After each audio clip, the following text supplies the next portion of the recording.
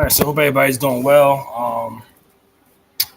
Peace and blessings. I'm going to make a quick video about something I've been discussing um, for the last on and off for last month, and this is about these flags that we see on these wearable pages. Should put the link in the chat. Hopefully, everybody's doing well. This is an open forum, so feel free to join. Okay, yes. I want to share my screen. Get right to it. So this is about the flags that we see and the nature of the five civilized tribes and why wearables. I mean, wearables just don't know the history, right? So a lot of times what wearables do is they look at a brief snapshot of history, don't review it, take it out of context, and then think it means one thing when it doesn't. They do this with photos. They do this with paintings. The whole entire gimmick is based around misidentifying photographs, paintings, and giving it the wrong context. So I'm going to do some clarification tonight on the Cherokee flag. Let me send some invites out so we can have. I have 0 people watching this right now, so I'm going to send some invites out right this second. Okay. And I hope everybody is doing well. That's good. Send some invites out. How you doing tonight, Israel? And you can I got the link in the chat. I'm gonna send it again. You can tap that thing if you would like. The topic that we are discussing tonight. Let me send some invites out real quick so we can have an open discussion. So we'll be discussing that flag that we keep seeing. I'm about to share my screen. We're gonna discuss that flag that we keep seeing all over. And the history behind that flag, which a lot of people don't know. So let's get ready. Let me share this. Let me 30 seconds, so I'm gonna share the screen. Then we're gonna get right to the fun stuff. All right. So, all right. I'm really bad with this. Let's see where we at. Okay. All right.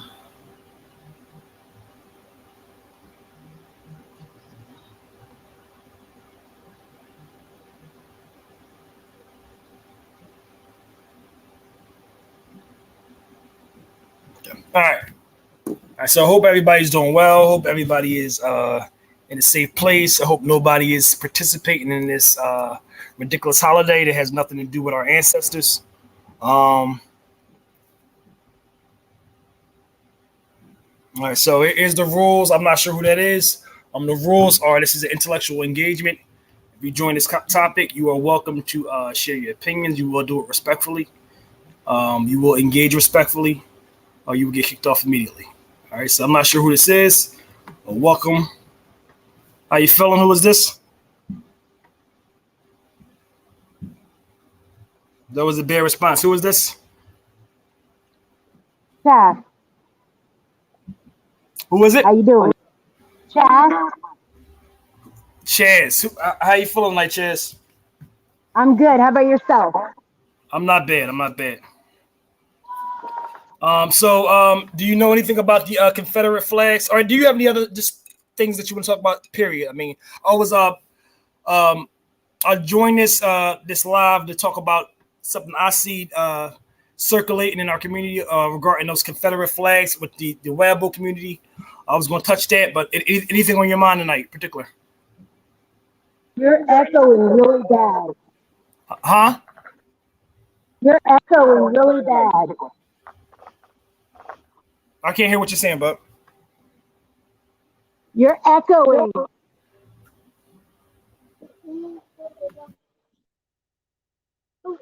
You're echoing. Okay. Bed now. Did you have a question?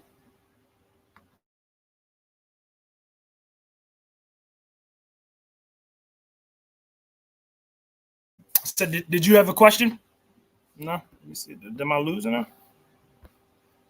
Is my internet on?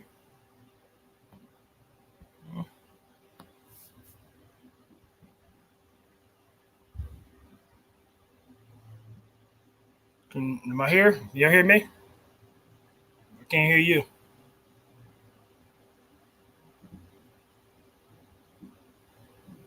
Give it a couple seconds and see if they respond. Maybe it's me.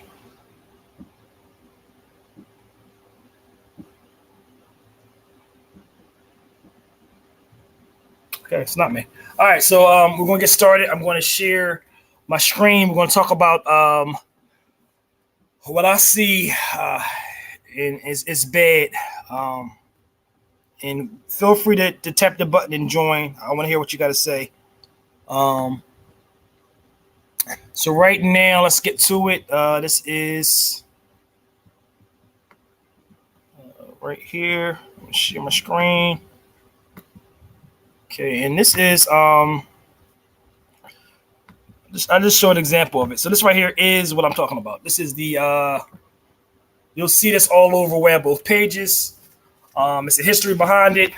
You'll see these Confederate flags. You'll see different variations of it. Sometimes you'll see the Confederate flag with the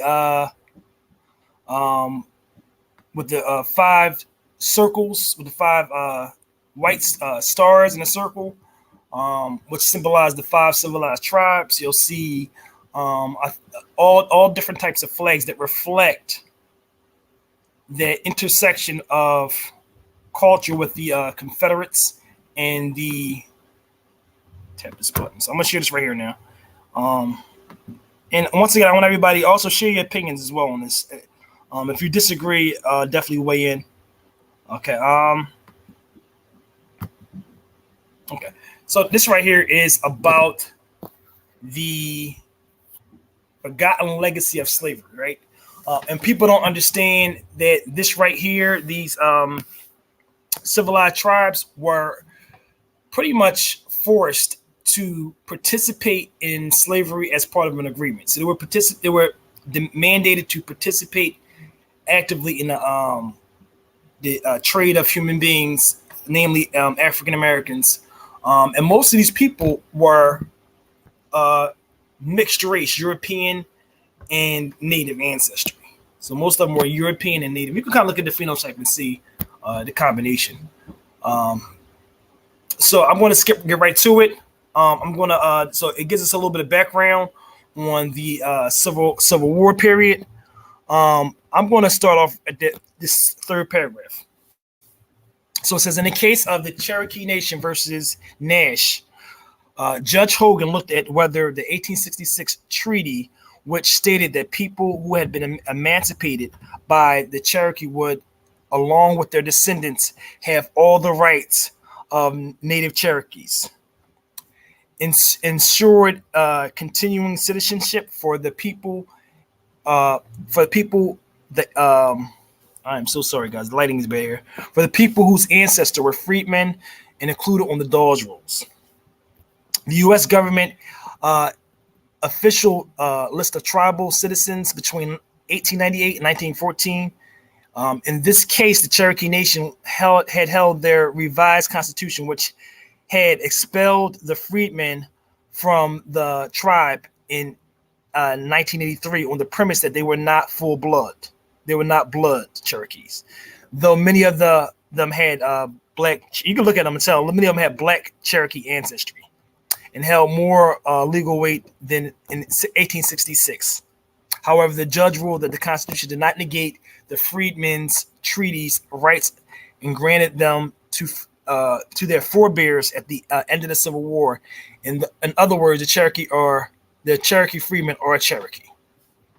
So people don't understand the specific the history of slavery with these 5 tribes. These were mostly mixed race European, and they had a pact with the Confederates, right? To preserve their own livelihood, they had this very specific pact with the Confederacy. Let me look at this live real quick in the chat and see what's going on. Okay, all right. Okay, yeah. So and this specific pack, what happened was, let's go back to the.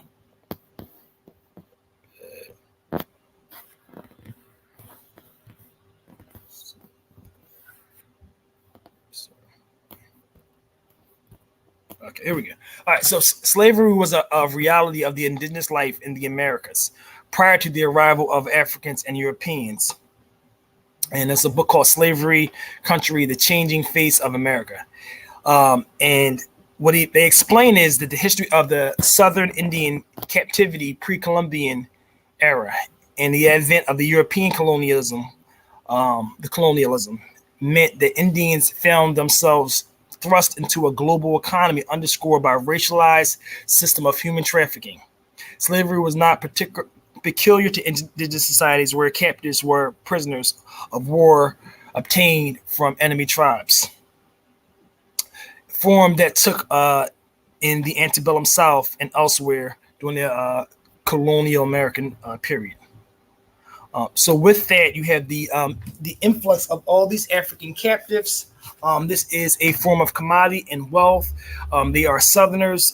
They live in the same economy. They're now trying to compete for land and for resources. And how are they using the land? The European is using the land to maximize wealth. So he's deforesting, and he's producing as many crops as he can, and he has that labor force. So with the introduction of a rigid slave system in North America, which exploited both Indian and African bodies as human commodity, indigenous people became a part of that economy on both sides of the transaction.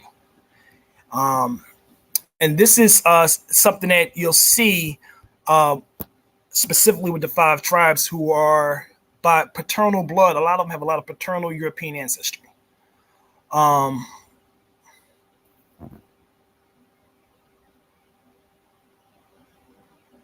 So there's a myth, and this is why a lot of the Cherokee freemen are so mixed. It's a myth that the African slavery went away, and it was all the Indian slavery went away, and it was replaced totally by African slavery, like with the European. But actually, the Indian slavery never went away. They just coexisted, and they kind of created a mixed race group of freedmen.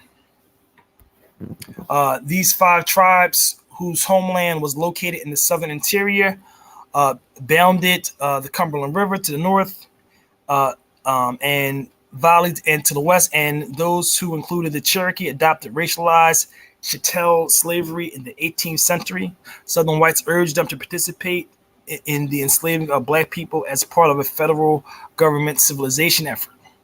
The five civilized tribes and the Cherokee Nation exceeded their counterparts in embracing white Southern slave culture and profited the most from slave ownership. By 1809, there were 600 enslaved blacks living in the Cherokee Nation, and by 1835, it increased to 1,600. So this is a slave-owning society. So that is not something that is this emblem is not something that is a point of. It did not reflect. Is that somebody trying to join? I'm sorry, guys. So that the emblem did not reflect pride for our particular race. It was our slave owner who happened to be Cherokee or who happened to be Choctaw. It was not something that was. It was not an ally of people of Afro descent. Right? It was not an ally of the Cherokee freemen either. Right. So we got to be very honest about the context in which we find these historical narratives. That is not a historic narrative that was favoring our ancestors. That emblem is not something that we should be proud of, right? It's not something that it reflected the same exact sort of tyranny and oppression that the European version of that flag represented. So I'm going to share that flag right now. We're going to talk about that flag. Then we're going to wrap it up. Okay, so I'm going to share my screen once again. Share the screen. And let's get to it. Because we need to talk about this emblem, right? And we need to know exactly where it comes from. All right, let's.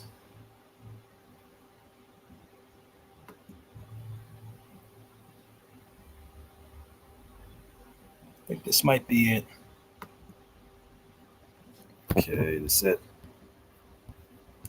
Okay, well, this right here is another person. He's really significant as well. This man is Stan Waddy.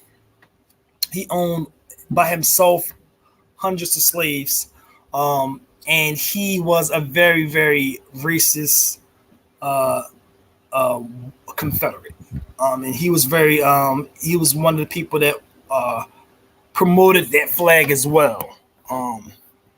Was not very big on people of African descent, and he was half European. So this man is Stan Waddy, and he's somebody that we need to know because he was a pretty big slave owner. I'll read this last paragraph just to give you a little context. So Waddy made a move west in 1837, settling in the northeastern corner of the Western Cherokee Nation near a place called Honey Creek.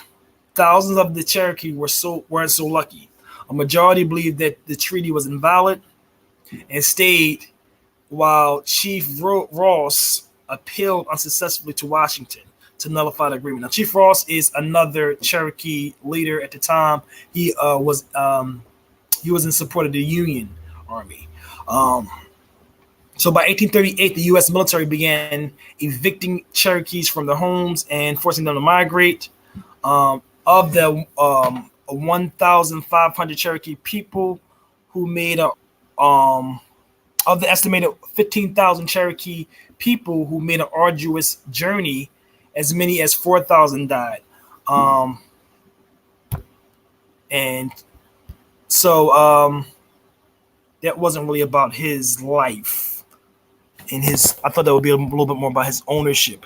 But he was a big slave owner in the South, racist as hell. And this is somebody that we need to know about in terms of the emblem. I'm gonna give you one more. This might be a story right here. Okay, this is the group today. This is the Cherokee Nation today, right? So they won that battle, as a lot of people know. Share this screen. I think it's a New York Times article. I'm sorry, y'all. Here's that. NPR. Okay, the NPR article. I got so much stuff up, y'all. All right, so we'll share this article. We'll get ready to wrap it up after that. Okay. So this right here is the remaining descendants of that Cherokee Nation, those Cherokee freemen. And they had a pretty arduous journey as well for the last couple hundred years. In 1983, they were evicted for not having blood, when, in truth be told, they had no less blood than the actual other members. So it's really interesting. It shows you how race plays into this.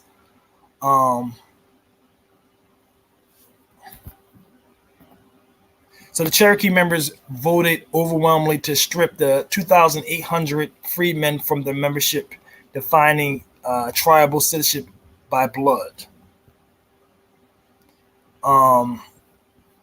The irony is, a lot of them, the people in the tribe, were willing to do DNA as well. I don't know if they were willing to apply that as well. They were looking for documentation, but the DNA would have definitely indicated blood quantum. There can be racial justice, but it doesn't always come easy.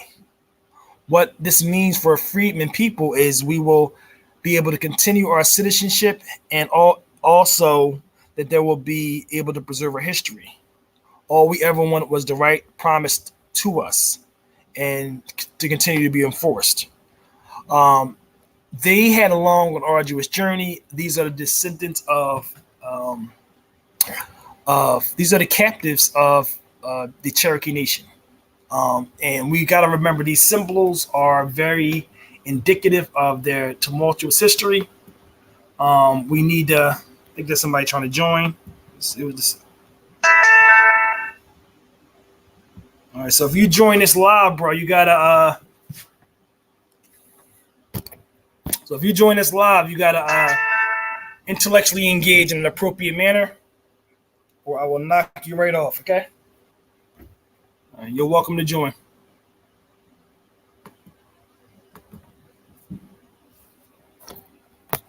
What's up? Go back to that source you're talking about with this flag, because the way you research, what you do is you type in something and you click something that you see that fits your eyes, and then you call that research. If you're not cross-referencing what you're researching, you're pseudo, dude. Now go back to you tell me about this flag first. You tell me what you know about that flag. This flag is from the Battle of the Chickamauga. This is from the Iroquois Confederacy, which has nothing to do with white people. Keep talking. You keep talking about these Native Americans have European bloods, so you're telling me so you calling the Native Americans Europeans? Do they know that you telling that you're saying they mix with Europeans, with white people? Do they know that you say that right now? Because you're saying Native Americans are Europeans. You're saying Native Americans are white people. That's what you've been saying this whole life. Right now, are you finished? I'm gonna let you finish first. So Native Americans are white people? So are you finished yet? Okay, answer the question. I'm gonna jump in. Question: Are Native Americans white people? Jump in when you let me reply. Are Native Americans white people? I'm asking you a question directly. So we're referencing the Cherokee Nation. I'm asking you a question. Are Native Americans white people? I'm giving you a reply. Yeah, ready? I'm asking the question that you said earlier. I'll give you a reply. Yeah, so you come on other people's channel and cutting them off. Nah, I'm doing the same to you. Are the Native Americans Europeans? Are Native Americans and white people the same thing? I'm not going to answer your question the way you don't want to ask questions because you bit yourself in the ass, right? Because you call these Native Americans white people. Civilized tribes. You ready for this? The 5 civilized tribes. The 5 civilized tribes was created in the of European colonization, right? So yes, the 5 civilized tribes have significant European ancestry. Do you know that the 5 civilized tribes were the thousands of tribes that was condensed into just 5? Do you know that? You know that, right? You know that, right? You know that, right? You know what the 5 civilized tribes really are. They were thousands of tribes. They were thousands of tribes, thousands of families, thousands of clans that was condensed into 5 tribes that was recognized by the federal government. Rather than make baseless claims. Okay, you want to show some sources? Let me go ahead and embarrass you right now. Go ahead. I'm glad you brought up sources, sir. I'm so glad you brought up sources. All right. Can you share my screen, please, sir? I've been waiting on this with you, buddy. You share my screen? So right now, I don't see anything. Hold on. Here you go. Okay, that's it. Now, what source you wanted me to show? So what you're doing is just showing your history. You're confirming whatever your claim is. Okay, cool. Watch this. Hey, check this out. Hey, for his followers, that y'all he won't show y'all this. All right. The Oxford English Dictionary. The definition nigger, just the word we're looking up. If you go to the first definition, of course, it's going to mention Africa because they Africanized. They put Africa in everything nowadays to associate with us. You're going to the 6th application of the word. The 6th usage. Hey, no, I'm not going to the 6th. Shut up. I'm sharing my screen. You're not going to tell me what to do. Shut up. I'm letting you know in advance what you're going to do. Sit back and hush. 5 and 6. I bet you back and hush. Shut up. Shut up. You're not about to cut me off while I'm trying to. Nah, don't try to cut me off now. Nah, I'm not going to. I'll let you know what you're going to do. All right, you're not letting me know what I'm do shit, bitch. I'm not your. I'm letting you know. No, you're not letting me know nothing. I'm gonna read this. I'm gonna show these people this first definition. It says a dark-skinned person of sub-Saharan Africa, original descent. Now, like I said, these days they're going back and changing everything to make it fit Africa, to fit this whole out of Africa theory. Now let's scroll down to the 3rd definition of this word. And it got a date on it. I want you to look at that date too. The 3rd definition of this word. A dark-skinned person of any origin in early U.S. used usually with reference to American Indians. So, like I said, have you ever heard of a Native American being called a nigger? Nah, we're not doing this. Nah, don't try to talk over me because I just embarrassed you like I said I would. You didn't. Now, have you ever heard of a Native American being called a nigger? Have you ever heard of a Native American being called a nigger? And also, have you ever heard of a Native American being called a nigger? Listen, so it has the sources underneath it. It has. Okay. So it has the source underneath. Okay, but answer the question and see if it's a black person. What the fuck? Who else has been called nigger? So, like I said, so white people have been called nigger is what you're saying. So Asians have been called nigger.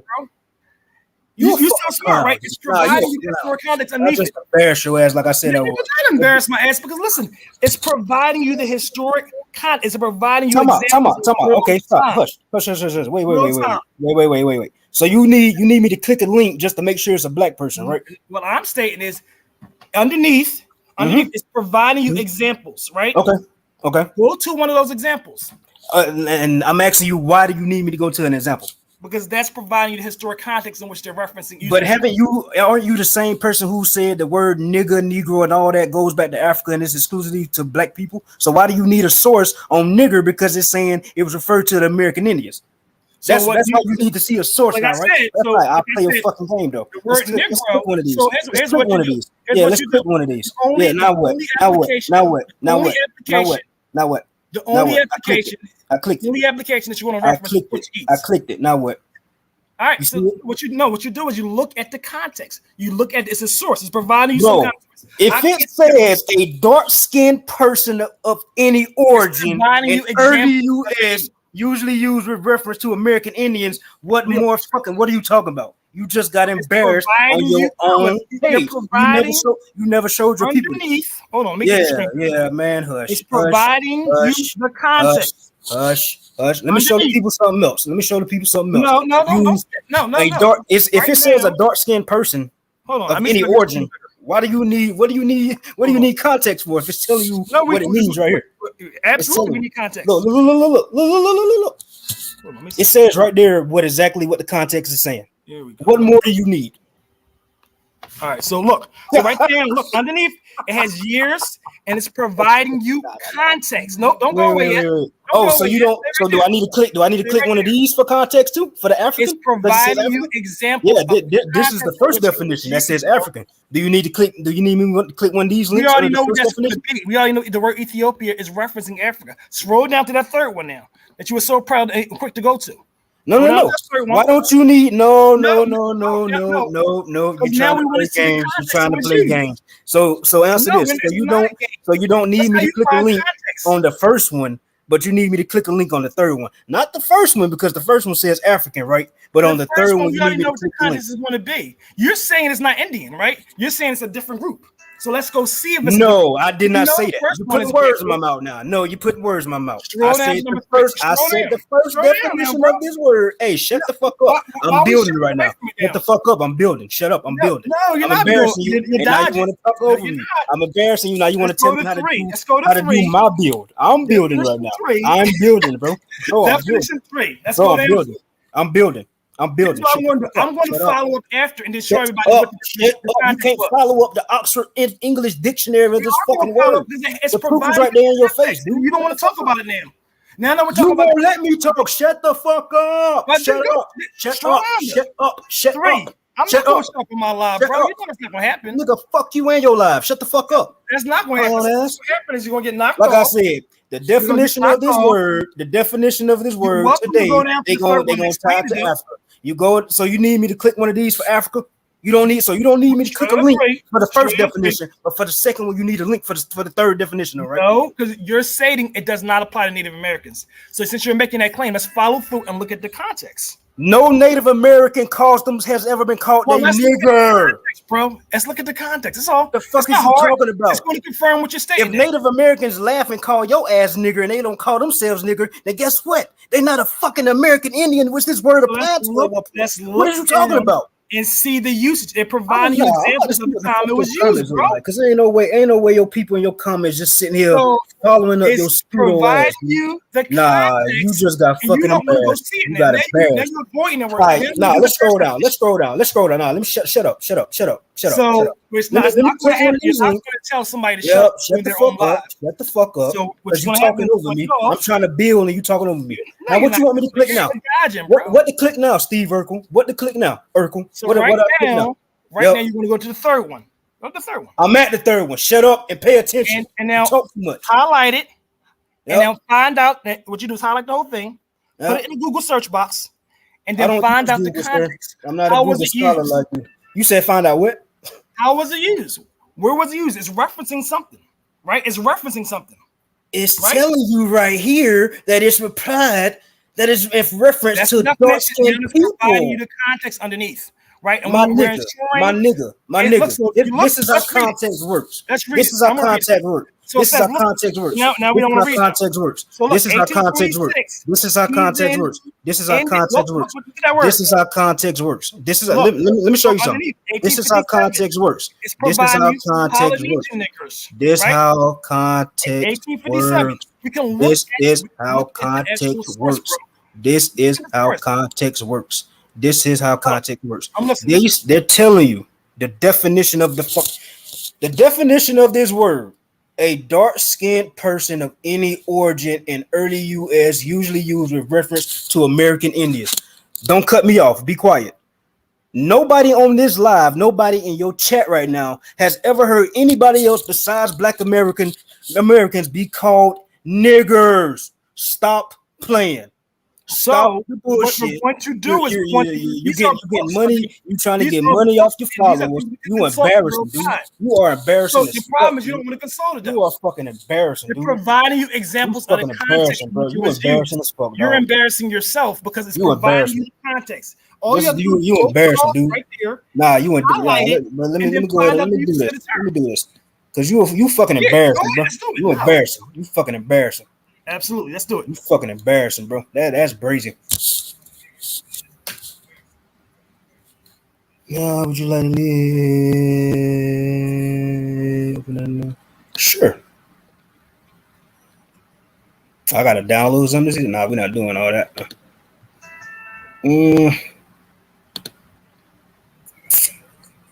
That boy say, click the link. You need to see how it was used. What is you talking about?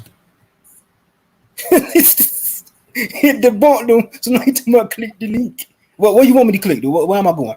What am I supposed to be doing? So what you're doing? You're reading. It's going to direct you to the source. That's all. It's going to direct you to the source. Yeah, it said there's a source. It hasn't pulled up the exact source yet, but you expected to say Native Americans in there? That's what you're looking for? So I want you to click it. Click it. That's all. Click it. I'm reading. Read the context. It's loading. So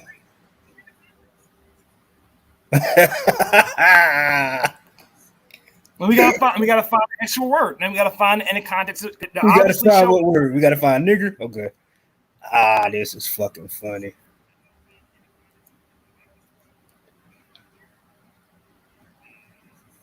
This is fucking hilarious. Bro, you think I'm about to read through all this and look for one word for your slow ass? Nah, we're not gonna do that. How about you follow up like you always say you do? It provided you the context. Nah, it provided the definition and said who it was referred to. Nah. All right, so if it was once referred to the Australian Aboriginals, do you need me to click one of these links too? Selling bombs. It's saying underneath it what it is. Do you need this too? It's providing the context. The Maori, that's a group of New Zealand. No, it's not providing the context. It's telling you exactly who it is. It's telling you exactly who it is. I don't understand. It's telling you exactly who this shit is. Nah. We know who a Native American is. Hey, original one. You see how this dude tap dancing right now, bro? I literally showed him the definition. I don't give a shit. I'll pull up for you. He tap dancing. I'll pull up for you, bro. You gotta pull nothing up. I didn't expose you. I'll pull it up for you though. You got exposed. You just got exposed. You didn't expose anything. You showed the third definition, and it's providing you. No. I showed you the first definition. I showed the first definition. You didn't need context for that because it said African, right? I scrolled out to the third definition. It's telling you it's referring to a dark-skinned person. Nobody's contesting the first one. Look, retard. Look, dumbass.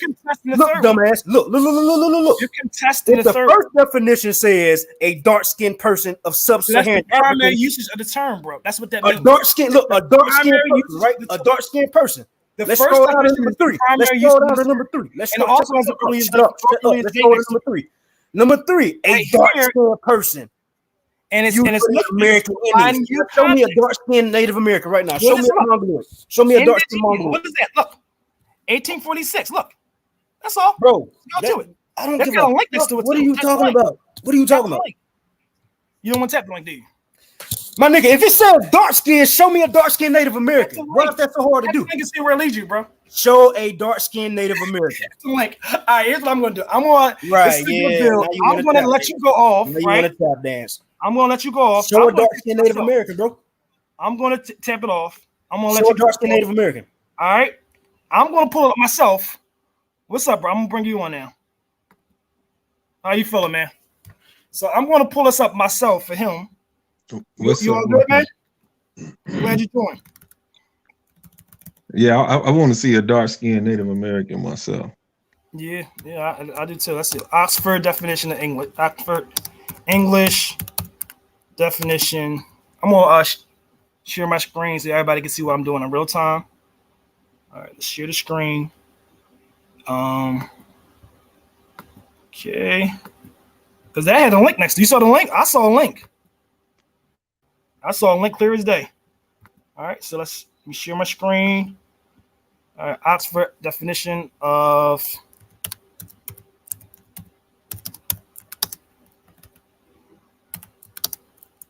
this is going to be the word nigger, right? The thing is, you got to ask yourself for real. Just be honest. What Native Americans identify with that word? It's not. Here's the thing about it, bro. If you're looking at context, right, it's pretty simple, right? It's providing you context, right? It's not a hard thing. So context is letting you know the first usage of the term, and it's letting you know the context in which it was used, right? Exactly. It's not a hard one. It's not hard. It's not. I mean, for some reason, y'all don't want to accept the reality that it says U.S. What did it say? Early U.S. So that means colonial times. Hold on, bro. Let me pull this up. Early U.S. That's colonial times. Okay, this is it. All right. So, we got the first use of the term. You see that? All right, first use. We got the second use of the term. Now let's make sure. Now the first two definitions are talking about who?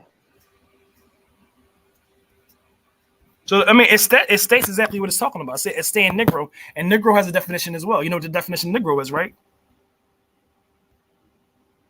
What's the definition of Negro? I mean that applied to what they call Native Americans. When? In the early 1500s. In Spanish, the Spanish, right? So Spanish, Portuguese. All right, so here's what you do. They use that word referring to the people. So here's what you do. All right, so I mean, it's going to say a lot of people. It's going to say Philippines.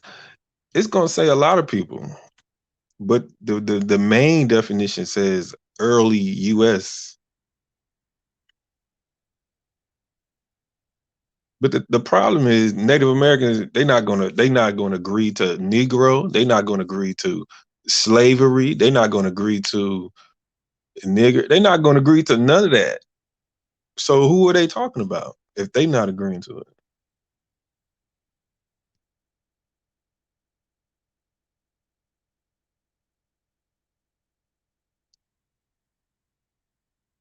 Yeah, I think my thing just froze.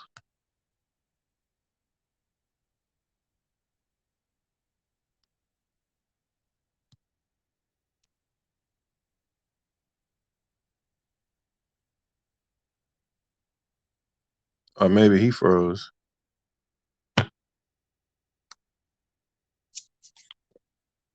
So to all the people that's watching, Native Americans, they're not going to agree to Indian slavery. They're not going to agree to Negro. They're not going to agree to nigger. They're not going to agree to any of these terms referring to their people.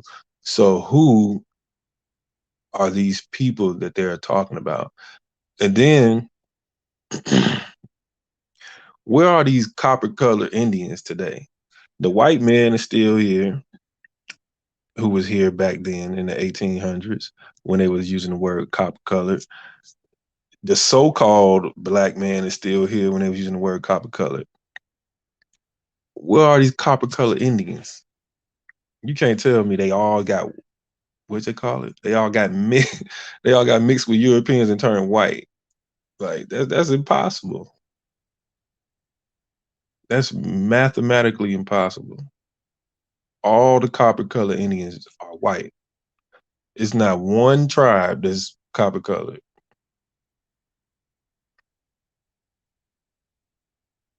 or Native Americans.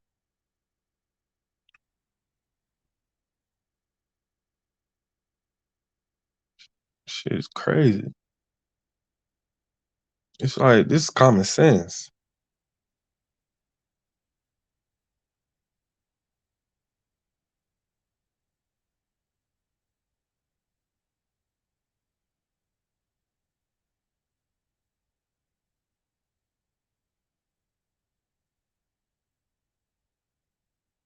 I don't know if I'm cut off or if he cut off. Hold on, let me see.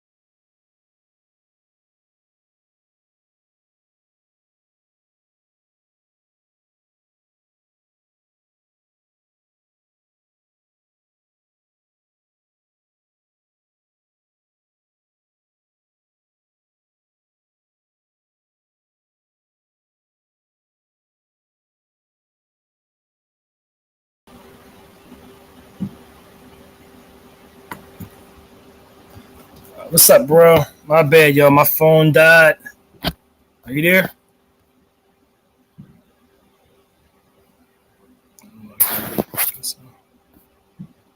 Can anybody hear me? Can you hear me, bro?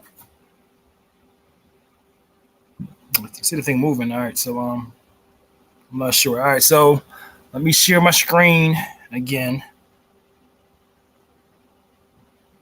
Share my screen.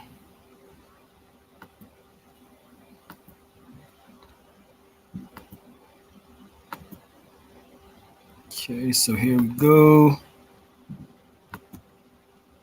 Okay, so yeah, I apologize, y'all. So my hotspot. Are you there? Yeah, I'm using my hotspot on my phone, so my phone just died over here. And I had to go through the whole process of cut my phone on again, putting the hotspot back on. So all right, so right here, so I did a little this right here, this first source that we have is one page 180. The problem is when we go to the source, the pages are not labeled. Right? So the pages are not labeled in this source. We have multiple sources here. So we have the first one is talking about indigean, right? So we can find out the definition of that term right there. The second one is referencing Polynesian niggers, right? The third one is referencing Queenlands. So that is in Australia. This right here is referencing people in the Philippines. Right. This right here is what is in. Let's get some context with this one right here. The problem is none of these are referencing people inside the states. On that first one, we just got to find the context. That looks like this sounds like this is taking place in England. That first, the 1843, I think it's an English book. And so based on the context, I'm taking it that's going to be probably an Indian from India. It's not taking place in the States, the book. This right here is on the rocks. And what's that word? Pandurith. We're gonna hit that right there. Look at some context. George Bernard Shaw. We can look that up as well, and see what they're referencing, right?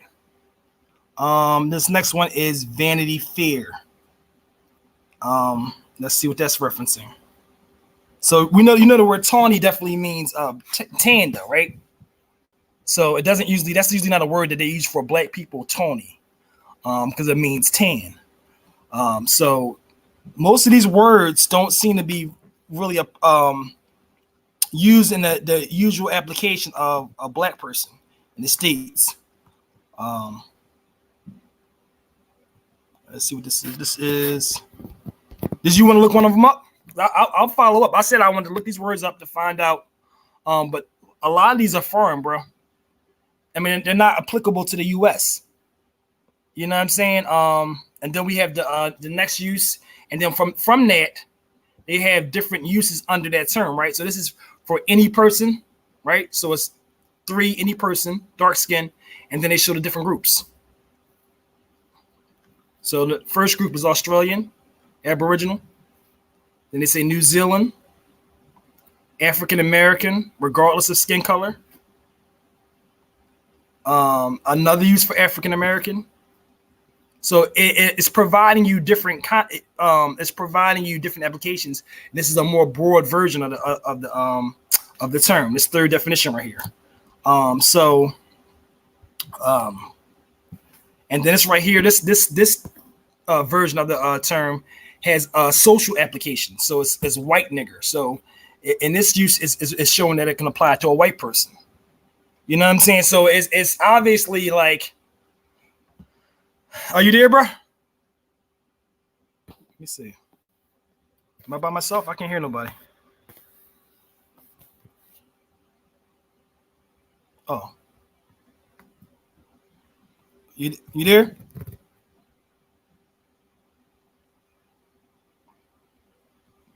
Yo, you hear me? Yeah, hey. Okay. So I was just going through the word. Listen, bro, if you emotionally able to have a conversation in real time, that's fine. I mean, if you all worked up over this shit, because some of the stuff is self-explanatory. All I said was, if you got a definition, it's providing you some context. We should be able to look at the context, right? Nobody is questioning whether this applies to sub-Saharan Africans, right? We know it applies. We can just look at the terms and first off and see, right? Right. It applies. Sierra Leone. We know what Sierra Leone is, right? We know these terms apply to Africans, so that's not hard. So we know it applies to Black folk. The question is, did it apply to Native Americans? But here's the thing about it: if you look at the second definition, the second definition is not color either. It's a social. It has social status implications. So it's based on wealth and in your status. And in this case, it's saying white nigger, right? So it's not all based on pigment. Right, because this second context is not based on pigment, right? So it just disproves the point that it has a larger application. So in this case, it's saying a white nigger. I mean, let's hit what white nigger means, just to make sure. That's the second definition? Yeah, second definition is white nigger. Okay, so basically what the definition is doing is taking you back in time. It's starting out from today, and then it's going back in time. So when it gets back into the colonial usage of the word, we all know that's the 15, 16, 17, 1800s. So here's the thing about it, bro. So, all right. So what is the Spanish word for black? The problem is black doesn't denote a people. What I'm saying is, what is the Spanish word for black though? It's gender. It's negra. And it's negro, right? Negro meaning male and negro meaning female. So so they definitely are referencing pigment, right? Whoa. You just said it don't. You just said it don't reference pigment because it's no. White I'm talking about the earliest use. So this right here is the term nigger, right? The term nigger is an insult, right? The term nigger is an insult based phonetically on the term nigger, right? So it's a mispronunciation of that word. It's an insult that derives from that term. The problem is the original word negro is a Spanish word, right? Right. That Spanish word means black. That's the word for black in Spanish. Right. Negro and negro. We can confirm that in real time, right? So we can confirm that term denotes complexion, pigment, and color, right? And it still does in Spanish today. When the English was using it, they wasn't using it for color. So when they use it, they exclusively use it for black people. You'll never find in the English usage it applying to Indians. So there are references of the Portuguese using that term for Indians, dark-skinned Indians in the Amazon, right? The Tupac. So we have those references. Wasn't the Spanish was in the southern United States, Florida, Alabama, Georgia, Carolina. So very, very early there was in Georgia. There was displaced in about the 1600s in Georgia by the other European groups. So they did exist in Florida to about relatively about 1700s. And they did use that word. These are the Spanish. Well, like I said, in their Spanish colonies, that was a term that they use to reference, and it's a very early, and it's not a common occasion. The reason why people use it because it's a soundbite. It's not like they commonly use that term to refer to the Indians. It was it didn't apply to the It was a reference that they made in a couple of their publications, and a reference an Amazon group called the Tupac. So there is application of that word. The problem is the English never used it to apply to the Indians, though. Like you'll never see the Indian. They never like in the Constitution it says Negro and it says Indian. It never merges those two terms together. That's what I'm saying. By the time the English started using it, it was like 200 years later. It wasn't in the same time frame. Well, the thing about it is, to me, it's pretty straightforward. I don't think he's intellectually going to accept that reality. That the second definition is not based on pigment. The second I'm reading it it's pretty straightforward to me. The first definition looks like it's about sub-Saharan African descent. I'll give you that. The second it's not based on pigment, it's based on the people. Well, the first one looked like it's referencing it says dark skinned person of sub-Saharan African origin. So that the first one is fully talking about black people, right? Us. That's 2021. And but look at the definition. Black people. It's taking us back the oldest. It's taking us back to 1557, though, right? So I mean, like it's saying in 1557. That's the definition.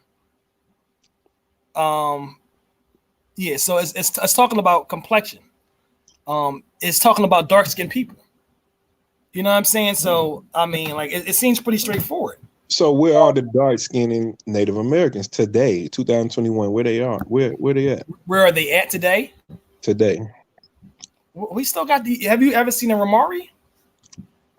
Who? Of Mexico? No, United States. So did they reference black skinned Indians in the United States? The only real dark skinned Indians. And the only ones that you really had was in the Southeast. You had some in Georgia and Florida. Where are they? And the Seminoles. So the Seminoles, have you seen pictures of the Seminole? Seminoles are dark. Those not the real Seminoles. But I mean, that's what you're stating, bro. But I mean, I guess okay. Let's say those pictures are the Seminoles. How they get white today? Why they not still dark? What happened to them? So I mean, like I said, it depends on. Do you want to see the pictures? We have pictures of them that aren't white today. Yeah, absolutely. Let me see. I want to see this. And like I said, and we also have a lot of pictures, especially in South America, they're not light. Seminoles, United States, are white European people. No, absolutely not, bro. Basically, every tribe is white. There's plenty of references of when they got here, the people had a copper skin tone. That word copper. That word copper is used. Tawny, copper, dark skin. That word is used throughout for hundreds of years, describing. Well, I'm just gonna give you an example. All right. So this right here, you know, this picture right here was circulating, right? You know, this picture right here, like this was a picture that was circulating in real time. On the web. This kid, right? A Comanche kid. Oh, you can't see it? Can you see it now? Hold on, let me see. Oh, my bad. I gotta stop and share the screen. My bad, bro. My bad. That's my fault. Hold on, give me a second. Let me just share the screen. And he can join, but I just don't feel like the this is a discussion. It's too late to be sitting there fighting. If you can keep the tone down, keep it cool. Yeah. He keep it cool. He keep it cool. This is a video screen share. Here we go. So this is a kid that you probably see. This is a picture that y'all see all over. Share right now. Can you see this? Yeah. Blow that up, please. If you just look to the left, they don't even look the same. Like, you said what? These are not the Seminoles. Well, he's not Seminole. So what is he? Comanche. So what area they was in? So the Comanche live in the plains. It's a plains Indian. So he's doing a classic style of photograph, like an old style of photograph. He's already got a nice good summer tan, and then over top of that, the wet plate. If you have like a copper tones in your skin, it's going to make you look very dark. Okay, bro, you just went across the Mississippi. You yourself just said the Southeast. Well, here's the reason why I use this picture, because it's a viral picture within your community. So like Dane Calloway had a video with his face on it. It's a lot of people's profile pictures. He's a lot of people's profile pictures. They don't even know that they're using a real Native American boy who's alive today, who's about 10. He might be about 11 now. But his picture is viral, and they don't even know that they're using a Native American boy. Right. That's the reason why I pulled him up, because we're using his ancestors and saying they're not us. Like, you know what I'm saying? Like, and he's I don't like to use that. I like to say most the people that I'm saying, they have afros. They have our phenotype. Tell me about it. These people right here, they wasn't in the Southeast. They wasn't in Florida. I mean, here's the thing about it. So I guess here's what we can do. We could just it's not hard to define what the explorers saw, right, in real time. So in 1492, let's just do Christopher's diary, right? They saw dark-skinned people, man. And where are these people today? So, like I said, I can show you dark-skinned people, especially in South America. The people in the North America pretty mixed. A lot of them are very mixed, especially in the Southeast. But you got some really you got a lot of full-blooded people out west. And bruh, I don't see if they mix, you're not gonna lose your skin tone. You said they're not losing skin tone. They're not gonna lose. We got some dark. So I'll show you in a minute. We have some really, really dark skinned Seminoles, bro. I mean, I can show you in real time. But I just want you to contextualize. Is this right here? This is Thursday, so this is his diary. 1492. He wrote down what his experience. And this is what he saw, right? So I'm gonna write down. He described the people, right? I don't know if you can see this. Okay, so I'm gonna highlight it. Okay. Yeah, go ahead. All right. Here we go. All right. Oh, that's too much. That's right here. All right. So can you see that? So they are well formed with handsome bodies and good faces. Their hair is coarse, almost like that of a tail of a horse, and short. They wear their hair down over their eyebrows, except for a little in the back, which they wear long and they never cut. Some of them paint themselves with black. Others paint themselves with the color of Canarians, which is a red color. Neither black nor white. And some of them paint themselves with white, and some of them paint themselves with red. So, I mean, honestly, the groups of people who does this? First off, who wears their hair in that crop style, paints their face red and black, and has that description? So where's the part where he said they look similar to Ethiopians? So that's Verrazano. That's another explorer. I'll pull him up as well. But this is what Christopher Columbus saw on his first voyage. Okay, before you do Verrazano, I want you to pull up Saint Mary of the Good Winds. It shows a picture of Columbus. They claim this is the most accurate picture of Columbus and the Indians that he brought to Europe. Okay, so that's a picture that was done in Europe, and it's a whole bunch of like small little Indian figures. The problem, here's the problem with those pictures, though. I would rather direct everybody to the eyewitness pictures of the Indians, right? They were not eyewitness pictures of the Indians, and we got to also and the thing about it is we got to factor in. How is that not an eyewitness picture? Because they were that painting was done in Europe. They never stepped foot into the Americas. Hold on, I'm gonna read. They brought the Indians to Europe and then painted the picture. That's what I'm telling you. That's what they're claiming, but that's not accurate, bro. Hold on, we got actual pictures. We have the first eyewitness of the and then besides that, they're tested as the eyewitness depictions. All of these, they have all of these rare maps of the Caribbean areas with the seal of what is it called? So, so like I said, most of those maps were done in London or Amsterdam. They were not done. Let's say they were done over there. Why are they painting these people with afros? You said painting them with afros? Yeah, why are they doing that? Most of them don't have afros. Most of them are kind of like racially ambiguous. They don't look black. They don't look white. They don't really, because honestly, a lot of them don't have that first eyewitness depiction. So the 1600s, you see a lot of those depictions are off. They don't have a point of reference because Native Americans don't live in Amsterdam and London. You know what I'm saying? And they knew they do have a point of reference. Wait a minute. It wasn't done by. Listen, it was several. It was done by the French. But hold on, bro. You had black people in Europe. Like, so they knew what we look like. And sometimes they might have used us, especially in those early depictions. Sometimes they used us as a point of reference when it's not the eyewitness. For America, bro. That don't even make sense. So they never depict us in the eyewitness depictions, though, is what I'm stating. Hold on, I'm going to show on Saturday. The German, the French, the German, the Spanish, the Italian, they all have, these are different people. They all are making it, they all are depicting the Americas with afros. So bro, is that a coincidence? Hold on. I would rather pull a picture up and then discuss it in real time, right? But right now I have his diary up because we're talking about his diary. We can go to Verrazano and other stuff in a second.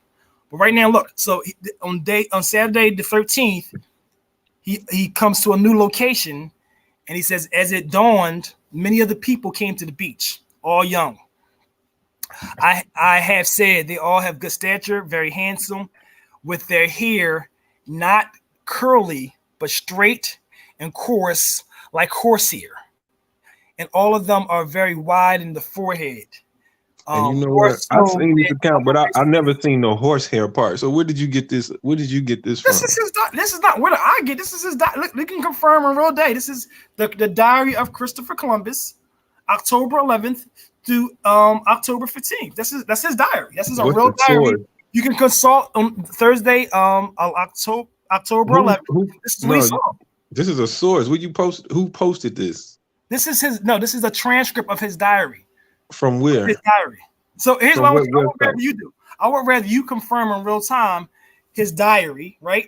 And make sure that this is accurate. This is his diary. This is eyewitness. I'm trying to confirm it. What website is it? So in a Google search box, you're going to put in Christopher Columbus diary, and it should pop right up.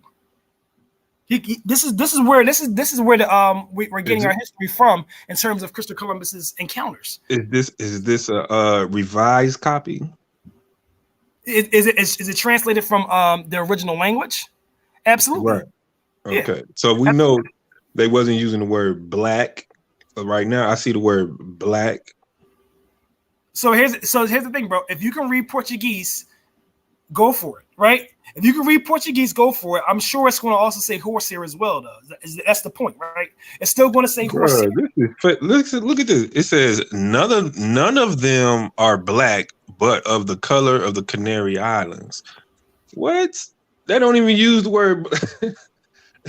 So, like I said, bro, this is on October 13. None of them are black, but are the color of the Canary Islands. This is what he experienced. Anything be expected since the island is on the west line with the island in the Canaries. Bruh, this is revised. None of them are black. That's revised. That's what you're stating. So listen, go to the original Portuguese. That statement right there is letting you know somebody wrote this to throw us off to let us know we wasn't here. No. Here's how you can get around that, bro. And this is what I do too. You can go to the original document, screenshot it, right? Screenshot the document. When you screenshot it, you do a Google reverse search.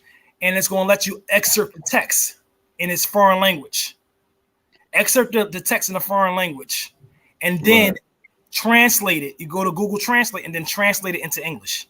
And it's going to give you the exact transliteration. Like in a very... I mean, that's cool, but for that, part right there to say none of them are black, you can bypass... And let me know they that part right there that said none of them are black. That's a racist statement. That's to throw us off to let us know that we wasn't here. This is what he saw. Like I said, I encourage you to do what you do. None of them are black. Because if you want that original first-hand primary source, I'm gonna look for it. I'm gonna find it. Yeah, and all you do is just screenshot it, and then you it's gonna let you highlight the text.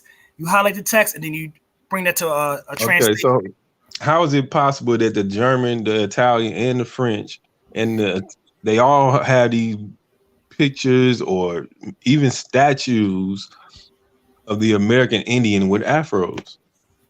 How is that possible? Like I said, so bro, like I said, I would rather we pull it up in real time. Hold on, before we do that, I'm just gonna pull up Verrazano because I know a lot of y'all referenced it. I'm getting a little tired too, so I'm about to get ready to wrap off. But Verrazano, he had a journal too, and that's what y'all reference a lot. So Verrazano's journal. I wanted to reference that Saint Mary of the Good Winds, that picture that they painted, the accurate depiction of Columbus and the Indians that he brought to Europe. Okay, all right. So this is Verrazano. So the part that you're referencing is him visiting South Carolina.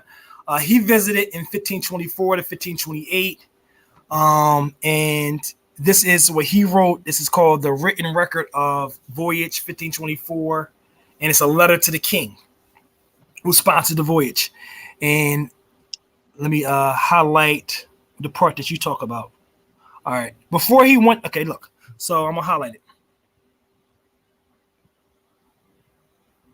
It's parts in here when Verrazano said at the different places where he went along the coastline, he saw different shades of color of tribes. Some were tawny. Yeah. I'm highlighting one of them, bro. So some were black, some were brown, some were copper.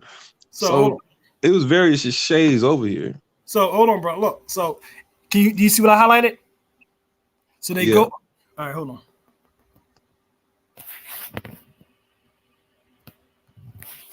I ain't losing nothing if y'all show me black folks was here. I ain't losing no sleep over that shit. But the fact of the matter is, this is what he documented. We got to factor that into the reality. This is what he documented. So they go completely naked, except for that around their loins, they wear skin of small animals with a narrow belt of grass. The body around the body to which they tie various tails of the animals, which hangs down to the knees. I'm gonna skip all of that. Some of them wear garland bird feathers. They are dark, not unlike Ethiopians, with thick black hair, not very long, tied behind their head like a small tail. All right. But then he goes to describe more about their phenotype. As the physique of these men are they are well proportioned, medium height, a little taller than we are. They have strong chest and arms. They are well composed. There is nothing else except they tend to be rather broad in the face. So who's broad in the face? It's kind of like what y'all call mongoloids, right? It's a broader face, but not all. But they're not tall. They're not tall. Yeah, but not all. For mongoloid, well, they're short too, right? They have big black eyes and an attentive, open look. They are not very strong, but very sharp, cunning, and agile, swift runners. From what we could observe, from what we could tell in observation, they, in the last two respects, resemble Orientals, particularly of the farthest Cenarian regions. So if you translate the word Cenarian is going to translate to the word Siberian today. Cenarian is an old word for Siberian. And if you look, they're saying they resemble the Orientals. Farthest. If you look at the word Oriental, what is the word Oriental? So Oriental is it's a perspective about it's in relationship to it's a relationship term. So it's referencing people of the East. Now back then, the Oriental was black. They were dark-skinned people. They referred to them as black. So like I said, several references to that. When they referred to the Oriental, they were talking to black so people. What you can do is you can look up Oriental, and you can also look up Cenarian, right? Oriental in the 16th century was not referencing West Africa, right? We're not talking about this. We're not talking about West Africa, bro. This ain't we're not talking about West Africa. And it's also the Cenarian regions, bro. Like you can look at the historic context and you can find out what an Oriental. I know. Listen. Listen. I know for a fact that back then the Oriental, they were referring to a black man with with woolly hair. That's what an Oriental was back then. So here's what now, you do. It is changed. It's different. It's like the same thing with the Native American and the Negro. They change it over time. It changes. All right. So here's what you do, bro. Let's look at the 16th century Portuguese dictionary of the word Oriental. Right. That's what you do. You look at the 16th century in a Portuguese dictionary of the word Oriental, and then you find out the context in which Verrazano is not Portuguese. Also, you look at the word. Verrazano is not Portuguese. Verrazano is what, Italian? So, like I said, you can look at a Portuguese. You can look at the Verrazano is. I think he is. I'll be honest. I'm not even sure. I think he's referencing France. I think it's France, but it's not a French last name. But I think he's doing it in behalf of France. So like I said, you can look at the term Oriental in French, look at it in Portuguese, look at it in Spanish, look at it in all the contexts, right? That way you can get an understanding of that term. I'm pretty sure it's going to direct you to an East Asian, right? Especially that says the far, and some definitions say the Far East Sonorian region. Sonorian means Siberian. So that means the Far Eastern Asian region, right? And then we also have another part of it. It's a lot of definitions on here because I got all the quotes on my page. That's where the Negrito are, right? Yeah, but they're the indigenous of the forest. So the Negrito, listen, the Negrito is the original Oriental. Yeah, I'll give you that they're the original of the Southeast Asia forest, but they're not common. Like, so when you say, so that's what they were referring to when they say similar, not unlike the Ethiopian and the Oriental. That's what they refer to. The Negrito, who looks similar to us, but not exactly like us. You have to find where this is common sense. Where they're saying no, it's what you would like it to be. You have to find a reference where they're referencing the Negrito as Sonorian, bro. Like, you can look at the definition of a Sonorian. They don't like the Negrito are practically like they're a group of people that exist like in a few thousand in Thailand. They're not a lot of people. There's not a lot of people in the Negrito regions. Okay, right? bro. Let's say listen. We know all the Aboriginal people of Asia were they all look like the Negrito people.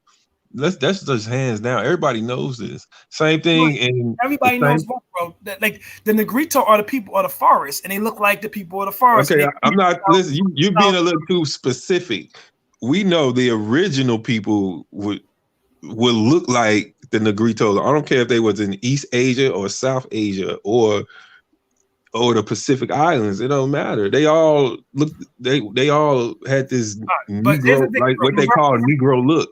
Listen, bro, we're referencing 300 and some odd years ago, 300, 400 some odd years ago, right? We're not referencing 80,000 years ago either. You know what I'm saying? We're referencing. Bro, you could go back 300 years ago. Those people were not there. Those people were not there. No, a couple thousand years ago, Asia was still all Chinese, right? They've been there for a lot of years, bro. A couple thousand years ago, they were still all Chinese. Pull up, bro. You could pull up pictures from the 1900s. Them people who were dark. You have certain groups that had like certain groups of priests that had distinct look. Bro, I mean, listen, I've been doing this for a lot of years. I'm not just saying that for nothing. Bro, you can go to the 1900s. All of those Chinese, Japanese, all those people were dark-skinned people. That's what you claim. Not far from the Negrito. We got the NU and we got the other groups, but like I said, I don't just deal in claim. Hold on, I'm gonna give you one more and then we're gonna get out of this. I mean, this is fine, but my point is, it's things that contradict things. So when you read stuff like this, straight hair, coarse hair, horse hair, well, they probably weren't even saying horse hair back then. So why would they say horse hair, bro? Like, why? Like I said, here's what you do, bro. If you're skeptical about it, fine. Go to the original. I'm saying this is cool. Listen, this is cool. I'm gonna find the original, but this is cool. But what I'm saying is, why do they have these statues? They have statues of American Indians with red, blue, and white feathers on with afros in Germany. Why are they doing it? They're not. They're blackamoors. They're blackamoors, bro. They got context. So blackamoors wear feathers, red, white, and blue feathers. So, bro, you don't understand. Like, I don't think you'll understand why do y'all think that that only people and Native Americans or people of the Americas wear feathers? I don't understand where y'all get this from. Red, white, and blue feathers. I guess I still don't understand where y'all getting this from. Like, I really don't understand where y'all getting this from. Brother, Like, these statues are in the museum. They say the caption says American smoking Indian, a tobacco Indian. That's what the caption said. That's what they saying. So I think you're referencing the Indian cigar man in the Virginia Museum. That's what I think you're referencing. No, this is in Germany. Well, in Germany, they got blackamoors. This is in France. And they were servants. It says American tobacco smoking Indian. This is in France. This is in Germany. Hold on, bro. Let me because that's two separate areas. Why are they doing this? Why they got? So you telling me now the blackamoors in Spain had feathers just like the Indians wore feathers? Man, come on, this not making no sense. You just gotta admit it. It's not making here's what I want you to do. It's my challenge for you, bro. I want you to look up the Angolan drummers. They were in the same exact thing as the. I cannot find this shit to see my life. They were in the same exact thing as the what do they call it? The people on the slave auction advertisements, right? So they have the feather dress, and they have the. Bro, don't do this to yourself now. Here's what I want you to do. I would rather in real time. Who are those people on the slave advertisements with the feathers on? Who are these people? Huh? Who are the people on the Virginia slave advertisement, tobacco advertisements? Who are those people? So, like I said, those people look exactly like the Angolan drummers. Who are the people on the slave advertisements with the feathered crown? They have the feather hair. They have a pipe in their mouth smoking tobacco. They're harvesting tobacco. They look like Negroes, niggers, black people. Who are these people? Hold on, bro. So, like I said, those people, you're gonna find all of those people in. They all are part of a slave auction advertisement, and then slave auction advertisements state where they're taking the people from. So they state these people are from Sierra Leone. They state from the Gold Coast. They state from Angola on the actual advertisements. They're letting you know that they're coming from West Africa. That's one brother. That's one advertisement, and it was two men. It's not 10 advertisements. That's one advertisement, and that the person who did it, they basically made that up. It's basically made up. I've been doing history for the last 10 years. I don't know what y'all think. It's made up, brother. That's made. They made it up. These are excerpts from newspapers, bro. We know the newspapers. They made it up, brother. Made it up for what? Because you don't want to be Indian? So now you're telling me the Sierra Leone people wore tobacco feathers, smoking tobacco, brother. Come on, you gotta just think. I'm letting you know what the slave auction. They state the location that the people came from. Bro, think a little bit. I'm listening to every word of what you're stating, bro. That Virginia advertisement with the feathers, it looks exactly like that statue that's in that Virginia museum, correct? Hold on. I'm looking for this shit right here, bro. Hold on. You can just type in tobacco Indian. Your Majesty. Man, I don't want to read this. It said black. They are not black.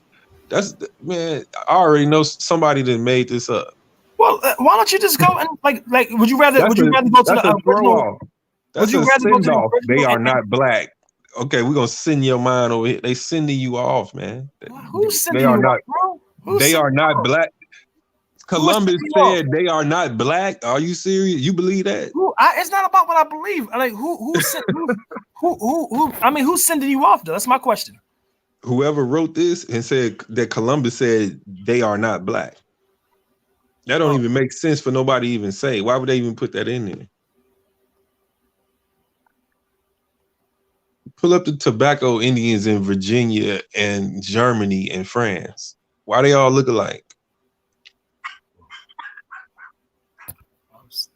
The tobacco Indian in Virginia looks exactly like the tobacco Indian in Germany that the Angolians are copying and mimicking.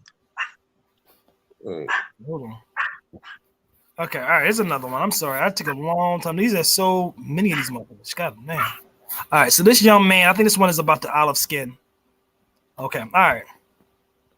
That's another one. Okay. So the young man was well dressed in the same way. These people are beautiful. Most civilian customs we have found on this voyage. They are taller than we are. They are a bronze color. Some. Hold on, bro. Some tending towards whiteness, others tawny color. Their face is clear cut. Their hair is long and black, and they take great pains to decorate it. Their eyes are black and alert. Their manner is sweet and gentle, and he goes on to describe how well built they are. But like once again, it's another description of these people who have this very long, straight hair. It don't say straight. It does not say straight. It says that hair is long, and our hair does not grow long and straight, and we're not white. It says they're leaning towards white, like they're leaning towards white. This is not us. It's not. It says, so a bronze person is leaning towards white. So let's read it again. So listen, they are taller than we are. They are bronze. When a white person calls themselves bronze, they're not describing us. They don't call us bronze, right? We're not bronze. We are bronze, brother. White folks don't call us bronze, bro. That's not bronze is a lot lighter than us. White folks call us black. They call us dark skin, right? We're not considered bronze or copper. No, that's what they call you today. They wasn't using the word black back then. That's why I'm telling you, when this thing says black, they wasn't using the word black back then. They would use the word Negro means black. The word Negro means black. You realize it, right? The word Negro means dark. It actually doesn't mean black. It means dark. It means dark. So listen, here's what you do. It means dark. It means dark. It doesn't mean black. In what language? Dark. It doesn't mean black. It means dark. What is it? In what language, bro? Whatever language you want to put it in is dark. It doesn't mean black. No, that's silliness, bro. We just gotta be honest about it. It says bronze, tawny, olive. Bro, what color is an olive? We're not now olive is leaning towards white. Oil, bro. We're referencing olive oil, not olive. No, bro, is you serious? Absolutely. I'll show you that. you know you recorded yourself, right? Yeah, and I'll show you. I'll show you in real time. Olive oil. Hold on. Bro. Olive. So look, can you see my screen, bro? Bro. No, this is real. I just want to just get the clip. You see it, right? Spanish word for black. What does it say? What's the Portugal's word for Negro? Okay, a Spanish word for black. They use that, and they use another word as well. It's right? Brown. It's dark. It's never brown. It's never no brown. Negro never means brown, bro. It means black. It's silliness. Now hold on. Now you said olive. Olive is named after. It's not olive oil, man. Olive color skin. Hold on. Let's find out. Is named. No, don't put is named after. Just put olive skin. It's going to come up, bro. Put olive skin. You see that brown right there? Olive brown. Man. Somebody put this on Pinterest. So look, all right. I mean, on Instagram. They showed you the brown olive. Somebody showed you the brown olive, so you should know better to do this. No. We don't gotta play this game, bro. Olive color skin is just images. Hit images, bro. What olive color skin? Hit images. No, yeah. Hit images.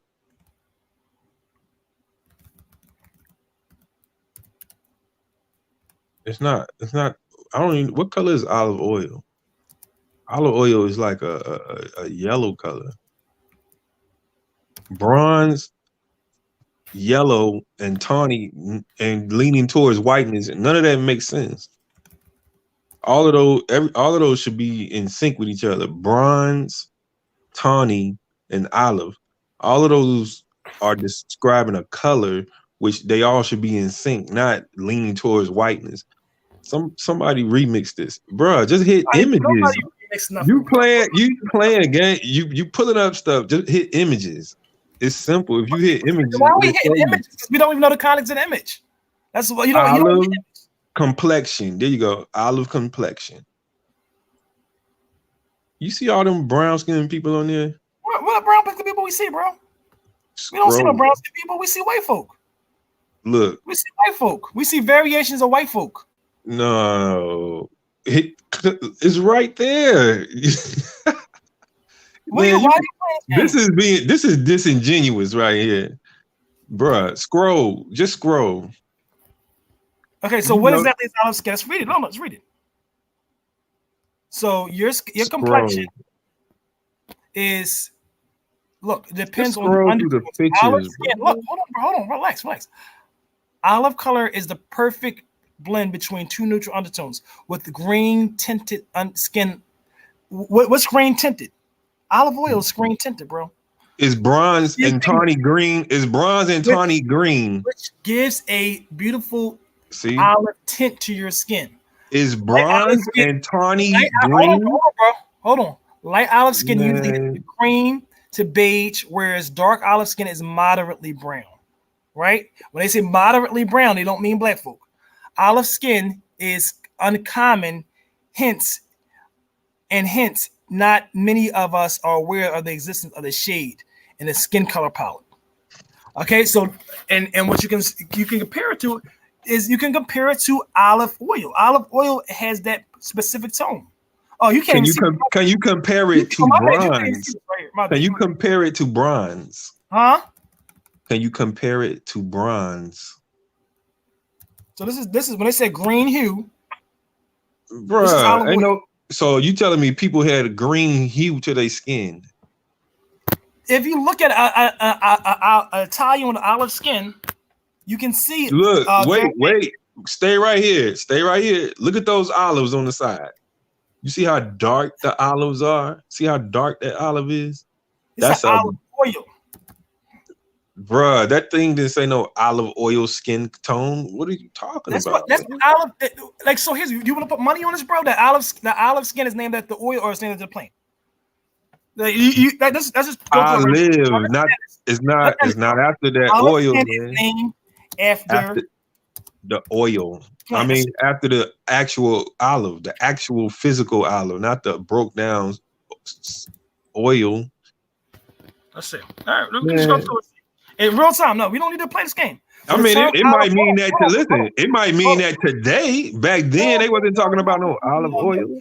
This is white folks' terms, bro. We can't act like they changed. I'm telling you, white folks back then, it literally says bronze, tawny, and olive. So if you telling me that bronze and tawny has a green tint to it, I'm about to get off. I'm about to go because you playing. That means you playing. You're not being listen. We had a question. We'll find an answer, right? It says the origin of the term, right? This is not an answer. Hold on. You playing into your own hands so you can make yourself look good. It says origin of the term, clear as day. You see it. Bruh, it's not the word green. Listen, put the word green on that page where it says bronze and tawny, and then it say green where it says olive. That doesn't even make sense. Relax and read. Ready? The origin of the term, the bronze, term olive skin came from the idea of olive oil, which is quite yellow in color, not the actual olive itself, which is green. I agree. True olive complexion would be brown to black, since there are no known green people. It would be what? It would be black. It would be brown to black, since there are no known green people, and yellow means, and it goes through. It explains exactly. Just prove my point. So, but listen, they're not naming you after the plant, right? They're not naming you after the plant. It says it right there. It's giving you. It's saying the term comes from olive oil. You can't. Why are you ignoring the context? It said it not. Bro, listen. Hold on. Wait. Don't talk. Don't listen. Don't talk for 1 second. Just listen. This is white people playing you, telling you it used to be black and brown. Now we're telling you it's our complexion, which is our skin tone. What's playing you and you falling into their hands, bro. Hold on. No, you cannot put the word green. Listen, you cannot put the word green next to bronze and tawny and make it make sense to me. It ain't gonna work. That don't work. It don't make sense to you, but the definition ain't changing for you either. So listen, bronze color skin. Listen, that means you have some brown and red undertones, right? A person with bronze skin has skin with red or golden undertones. Some say that bronze skin is a little darker than a caramel skin, right? Also, bronze skin has the lightest of all the browns. Bronze skin can be classified as type 5. What is type 5, right? So, I mean, you can look up. So there's definitions of this, right? There's definitions. Images. You see those sisters? You see those sisters right there? That's bronze. Bronze, bro. That's bronze. Look at them. Scroll through all 100 pictures. Keep scrolling. Just scroll, brother. Scroll, and you're gonna see what bronze is. Bronze is not green. Bronze is not yellow. Like they just lied to you. Olive oil, yellow skin. They lying. You fell for it. You falling for the okie doke. It's black undertones. She's not bronze, bro. Black undertones. Right? Undertones. They're talking about undertones. And this is for dark skin women. Hit the palette. Hit the color palette. Hit the color palette. And it's not. And listen, hit the color palette. You could do olive. You could go to olive and hit the color palette, and it's gonna look like this. If you hit the color palette, it's gonna be right in the middle, bro. It's not gonna be nowhere near black. Hit the color palette. That color palette of olive is gonna look exactly like this color palette of bronze. Tawny is gonna look exactly like bronze. It's not gonna be no yellow and green. The thing even told you, since we know there are no green people, they just told you. It told you it looked like olive, bro. You just you hear what you want to hear. You hear what you want to hear. This is not an olive person, bro. Why are we playing these games? Hit the color palette right there. Hit the color palette. The color palette gives you like the various shades. So we don't have to look at 3 shades. We can look at all the colors. Native Americans don't have this skin color today. They don't have the skin color today. You can hit bronze color palette. You can hit tawny color palette, olive color palette. All of those color palettes are going to be exactly the same. Skin palette. So now you're doing skin, man. White people going to insert themselves into the olive so you can say, hey, look at my olive skin, which it don't even make sense. They just told you it used to refer to the darker. The definition is olive oil. You just sat and act like you saw something else, bro. This is all a game with y'all see what y'all want to see. I screenshotted it too, so I can, bro. It said we know there are no green people. And I'll put that on my page, bro. It gives the definition in clear and simple terms. It can't be more simple. Hold on, bro. Let me just pull this up, and after that, we're going to end this stupid, ridiculous, nonsensical debate, because it's not really a debate. Hold on. It's not a debate at all. I know. It's just really denial. Green and yellow olive oil, it doesn't go with tawny and bronze. Just in that same sentence, it doesn't mix. It doesn't go together. It's not the same context. So that means somebody revised it, and they have you brainwashed. Somebody yellow and bronze is the same color. Look. Yellow and bronze is not the same. Olive undertones, bro. It's a green hue. It's a vaguely green hue. Olive undertones right there. That's what they're saying. Olive undertones. Right? Nobody has a green hue to their skin. Nobody has green hue. Hold on, you ready? Nobody has green hue. They can trick you. They can show you some oil, but that don't mean it doesn't go with bronze and tawny in the same sentence.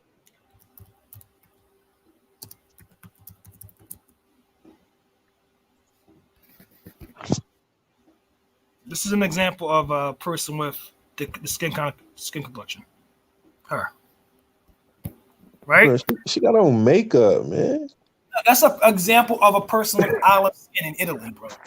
That's an example of an olive skin person. Like that's what they mean by olive skin, bro. She has on makeup. That's her. Nobody said it was oil. You said it was oil. She's naturally a little dark though. Whether it's makeup or not, she's naturally a little dark. It's brown. Man, listen. You type in what you want for your agenda, so you can get your point across. If you keep it basic and just say olive skin, it's gonna show you a bunch of black. It's gonna show you a bunch of so-called black women. Black people. Only way it's if you type in tawny, it's gonna show you a bunch of black women. No, it's not. If you type in bronze, it's gonna show you a bunch of black women. Tawny comes from the word tan, and it references white people. All right, but it's a lot of silliness. So now white people are tan. Are you serious? White people are pale, bro. They have no color. White people have no color unless they live in the southern states of the United States. Origin of the word Tony, bro. It's not like all the stuff y'all play around with these games, bro. I mean, what does it say? You see it? Tawny skin. Look, origin of the word Tawny. It's reference. Look, tan. What? Okay, white people are not tan. They're not tan. They get a tan in the summertime, bro. That's what Tawny means. They get a tan in Florida. They don't get a tan in Kentucky. Bro, you can say whatever you want to say about it. That's the origin of the word. It just is what it is, bro. I'm gonna give you this: tan, tawny, and bronze. That makes sense. But when you say olive, when you try to flip it and say olive is yellow, it doesn't go in the same context of the sentence that we were reading in the sentence. Look at the so therefore, you have to use your common sense and say maybe they're talking about the brown olive. Agenda, bro. Maybe they're talking about the brown olive. How can you put a green, bronze, and tawny in the same sentence? It don't go together. It don't work. Like I said, I mean, here's the thing about it, bro. I would rather deal with real sources in real time, bro. I would rather, like, if we go through all the sources, what it looks like is the European is describing somebody who does not look like us. We may not want to hear that shit. They're describing somebody who does not look like us. So we don't have various skin colors. They're not describing us, bro. That's all I'm just saying. They're not describing us. We have 1641 depictions. Okay, let's say they're not describing us, but they depicted us on maps, books, statues. What were the maps done, bro? What were the maps done? It doesn't matter. Why does it not? So if a person, how does that? Tell me why does that matter? Tell me why it matters. Because if the person never stepped foot into the Americas, they don't have an eyewitness depiction. Who you talking about? Ogilvy? You talking about Ogilvy? So what y'all generally reference, bro? You talking about Ogilvy? No, what y'all reference. Period. What y'all referencing? Most of what y'all referencing is maps, and all of these maps, bro, they were all done in Europe. You talking about one person who is named Ogilvy? No, it's not. I'm talking about maps in general. The maps that were made for the Americans. So Verrazano, Verrazano has pictures also, right? So, like I said, like, look, this right here is a depiction of. Pull up Verrazano depictions. Pull up Verrazano depictions. Hold on. With the horse hair, you're not gonna see horse hair. You're not gonna see nothing over the eyes. You're not gonna see olive skin. You're gonna see afros with dark skin. If you pull up Verrazano's depiction, if you pull up the French, if you pull up the French depiction, if you pull up the Netherlands depiction, he also depicted. Look, there's another depiction. Do you know the Dutch? The Dutch depicted the Americas with afros, man. Like this is getting crazy. Bro, this is the same artist, bro. Same artist, right? African woman. Okay. It's labeled African woman. Like, okay. I mean, like, you gotta be honest. Like, who was the first person though, bro? Who was the first person? Okay, if she African, listen, if she African, she African. African in Brazil. You just showing one. It's thousands. It's thousands of depictions out here, and you focusing on one. Bro, that's what I'm saying. These are the eyewitness depictions. Look, these are all labeled pictures. These are all pictures that you see around. All these pictures, right? Mulatto, right? It's mulatto. That's type in. Okay, let's do this. Type in rare maps. Let's type in rare maps. Well, like I said, where were they done is the question that you always want to ask yourself. That's the first thing you want to ask is where was this stuff done? What does that mean? Where was this stuff completed at? What was the location it was completed at? Right. So you always want to ask yourself those questions in real time to find out. Okay, now ask yourself this: why do the French, the Spanish, the Germans, the Dutch all depict the Americans with afros? Why? Tell me about it. What picture, bro? Give me the picture. You could type in Dutch Indians. You could type all of that in and see what comes up. You'll see. Dutch Indians. So this right here is a Dutch artist, bro. What are you talking about? Albert Eckhout is a Dutch artist. That's a Dutch artist, bro. What you're referencing is maps. I'm talking about Netherlands. Eyewitness depictions, bro. Eyewitness depictions supersede a map done in Europe. The Dutch done theirs over here. The Dutch done theirs here. Suriname. You can look at the map. It tells you where it was done on the map. So it's not. That's even worse. Why are they showing all these people with afros? Here's the thing, bro. You don't want to ask yourself this question. You want to deny it. Here's the thing. I'm just gonna How is it possible? Let's say they all done them up there. We don't gotta do a hypothetical, bro. Listen, we don't gotta do a hypothetical. Listen. Hypothetical. We do reality, right? Because here's the thing about it. You keep saying, everybody keeps telling me that all this stuff does not exist in reality, right? We don't have the records, right? So we're referencing the Dutch, right?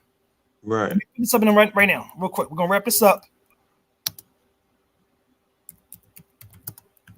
And the Dutch didn't bring that many people themselves. So okay, all right. Look, so we have over 80,000. We have 80,000 records in 30 years by the Dutch of their African captives brought, right?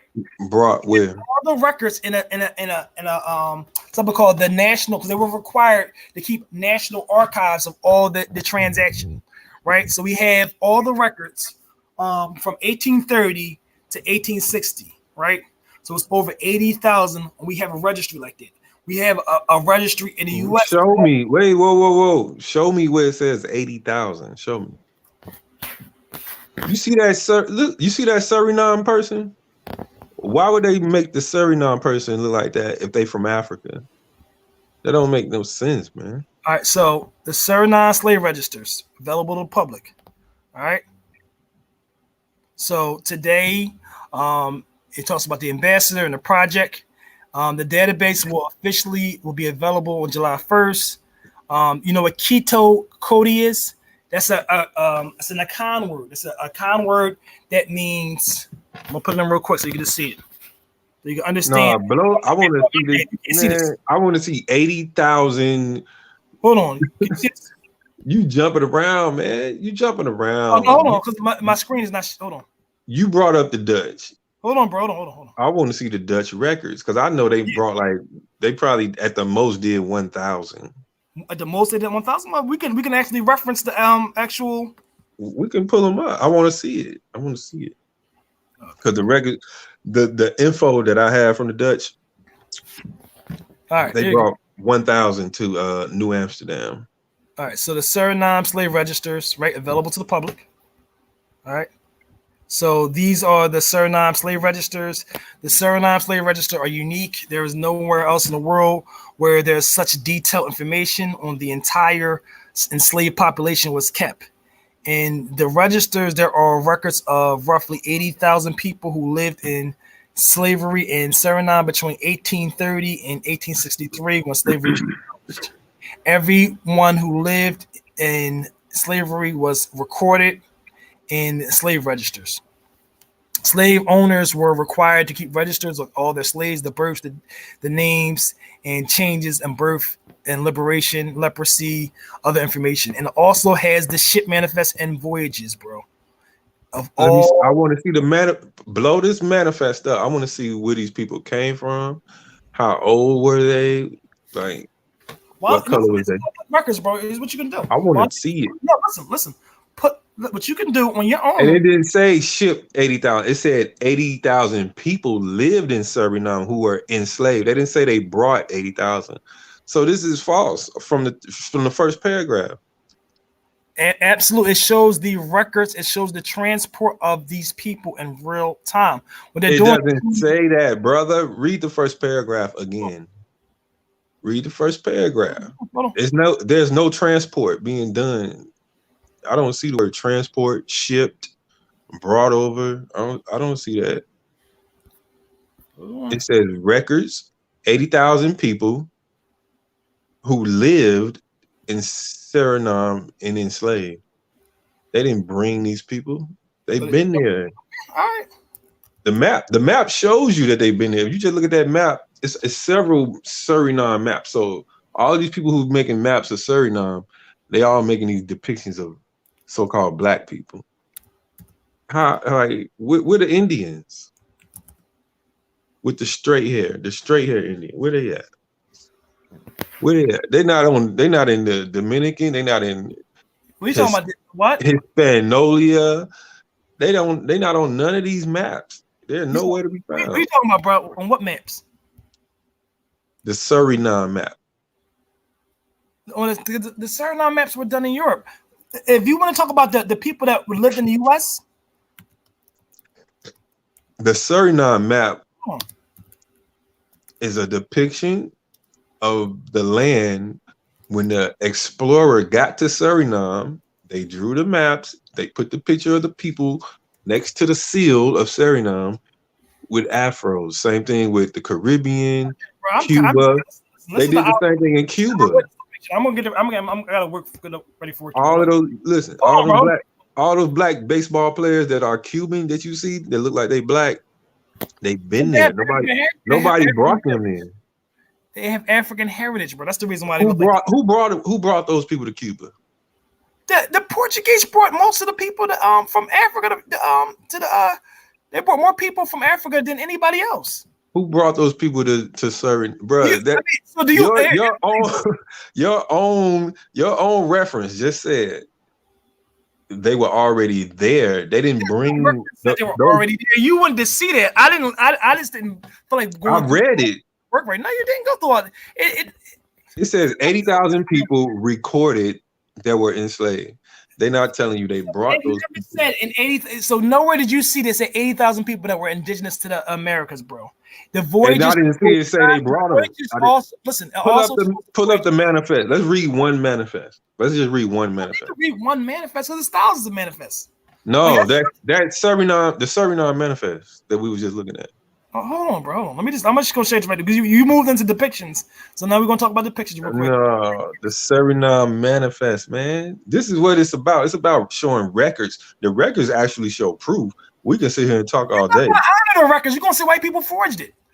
Because I want an hour with all records. Y'all would say white folks forged it. Show me the Suriname manifest. Let's not pretend. You brought it up. You said the Dutch brought the Suriname people. I want to see the manifest. I want to read it. Okay, that's fine. You keep talking about depictions, bro. This is what I'm talking about right here. So this here is a depiction, an eyewitness depiction of the Lenape Treaty by William Penn. Eyewitness depiction. Benjamin West lived in Springfield where the Lenape lived. This is an eyewitness depiction of what he saw. No, it's not. It's not an eyewitness depiction. So why is not eyewitness? Explain this to me. Because what? Blow it up. Let me see. I can't see that. It don't look like an eye. This is a brand new picture, man. This talk to me. I'm listening to you. Explain to me. You gotta prove me that to me. You just telling me it's an eyewitness depiction. What you do is you first and foremost we go through the actual person who did it. Who was Benjamin West? Right? We go through where did Benjamin West live? Right? He didn't live in the Netherlands. Right, he didn't live in London, right? He lived where the people, the Lenape, live, right? He was an actual artist, right? So he actually made a depiction of what he saw in real time. He was alive during this as well, right? This happened 30 years after William Penn died, but he was alive to actually have seen the interaction, and he saw the people in real time. And this is what he saw. This is what he depicted, bro. And everybody can sit there and act like this is not what this is what he depicted, bro. I got pictures of the Lenape with afro. No, what I'm saying is who did it? Where did they do it? Who lying? I got pictures of the Lenape with afro. Lying what? He's lying. I said I have pictures of the Lenape with afros. So who is telling the truth? Oh, no. Who did the picture of the Lenape with afros? Tell me about him. When was it done? Who did it? In the Netherlands. It was done in the Netherlands. So you want to honor a picture done in the Netherlands, and then therefore this guy lived in Springfield, Pennsylvania. New Netherlands, New Amsterdam. Where's that? New Amsterdam is New York. That's what she's saying. Okay, you're saying New York. Okay, so he lived in New York. And what's the name of the artist? You can just type in New Amsterdam Indians, and you'll see. What's the name of the artist, bro? I'm not sure. I forgot. So all that stuff matters. Like, you know what I'm saying? Like, that's all. I'm about to get ready to wrap it up.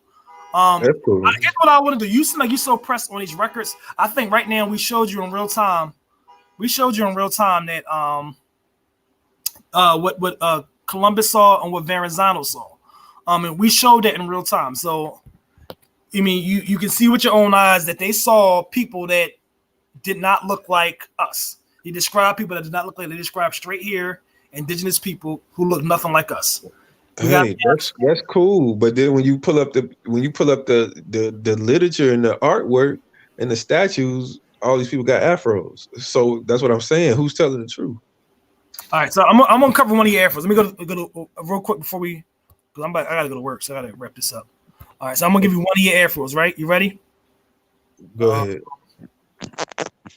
Let's go right here. Share. Stop. All right, so I'm gonna I think his name is, what is that?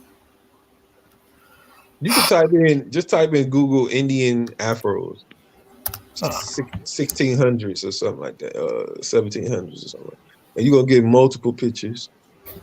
It's like, why are these people drawing these pictures? Why are they making statues of black people? All right, so but the problem is you're not going to see eyewitness afros, bro. So everybody, so are you familiar with Samuel George Morton? Yeah. And he wrote something called the Aboriginal Races of America. Yeah. All right, so he provides a description of the hair of all the people here, right? He describes it. Listen, I got articles that say woolly hair. Come on, man. We got all this stuff. So it's like somebody's lying. Somebody's lying. No, so bro, here's the problem. Here's the problem with y'all. I'm the only person that's ever going to be able to show in real time, real history in real time, real transactions in real time, the actual depictions, the actual artists, and it's going to be a consistent theme, right? Right now, we have Columbus on record and acknowledging that the people do not have curly hair, right? Like, we may not want to hear it. But then I'll show you a picture of these people with afros. You see what I'm saying? The thing about it is, who did the picture, though? Right? That's the question. Who did the picture? Right? The people in Europe did it. They saw the people. You could type in, you can just type in Indian Afro. It's so many pictures. We flooded the internet with these Afro Indian old pictures, like they were done in Europe. They're not accurate pictures. They're exactly accurate, brother. Not accurate of who? Like, so this. What are Indians? What is smoking Indian with the straight hair? All those statues were done in like 1900. All right, hold on. So let me get ready to share all of those statues were done in 1900. All right, so I'm gonna get ready to share this right here, and then we gotta wrap it up because I really do gotta get off. All right, so and I'll give you your afro. Let me see. Where is this at? A lot of windows up. Type in Mississippi Indians, 1795.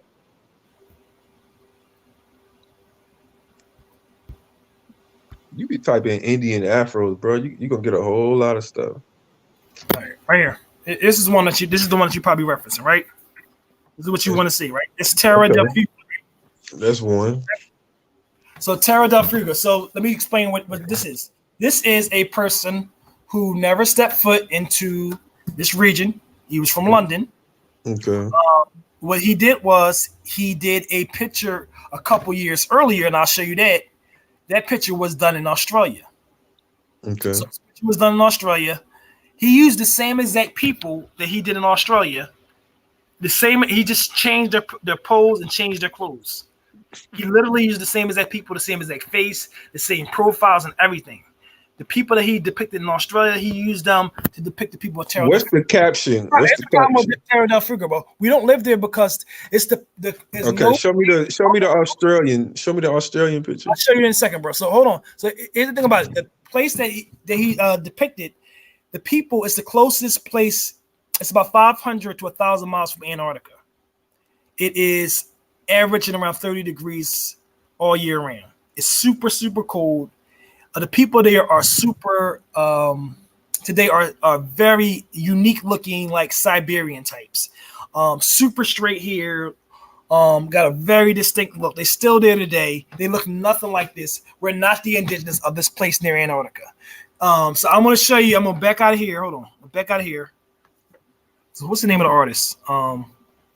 Man, the original Australian had afros also. So. The Australians have all different kinds of hair texture. But that's Australia. They're different people, right? They mixed, man. They mixed. They have all different kinds of faces. These are the real people, bro. Those motherfuckers. They still there. These motherfuckers. You saying this the picture? He drew this picture from these people? This is a couple years after the depiction was done, bro. This is like you say he drew a picture in Australia. Yeah, I'm gonna show that in a second. But these are the actual people of this region, of the far bottom of South America. So what's the name of this picture?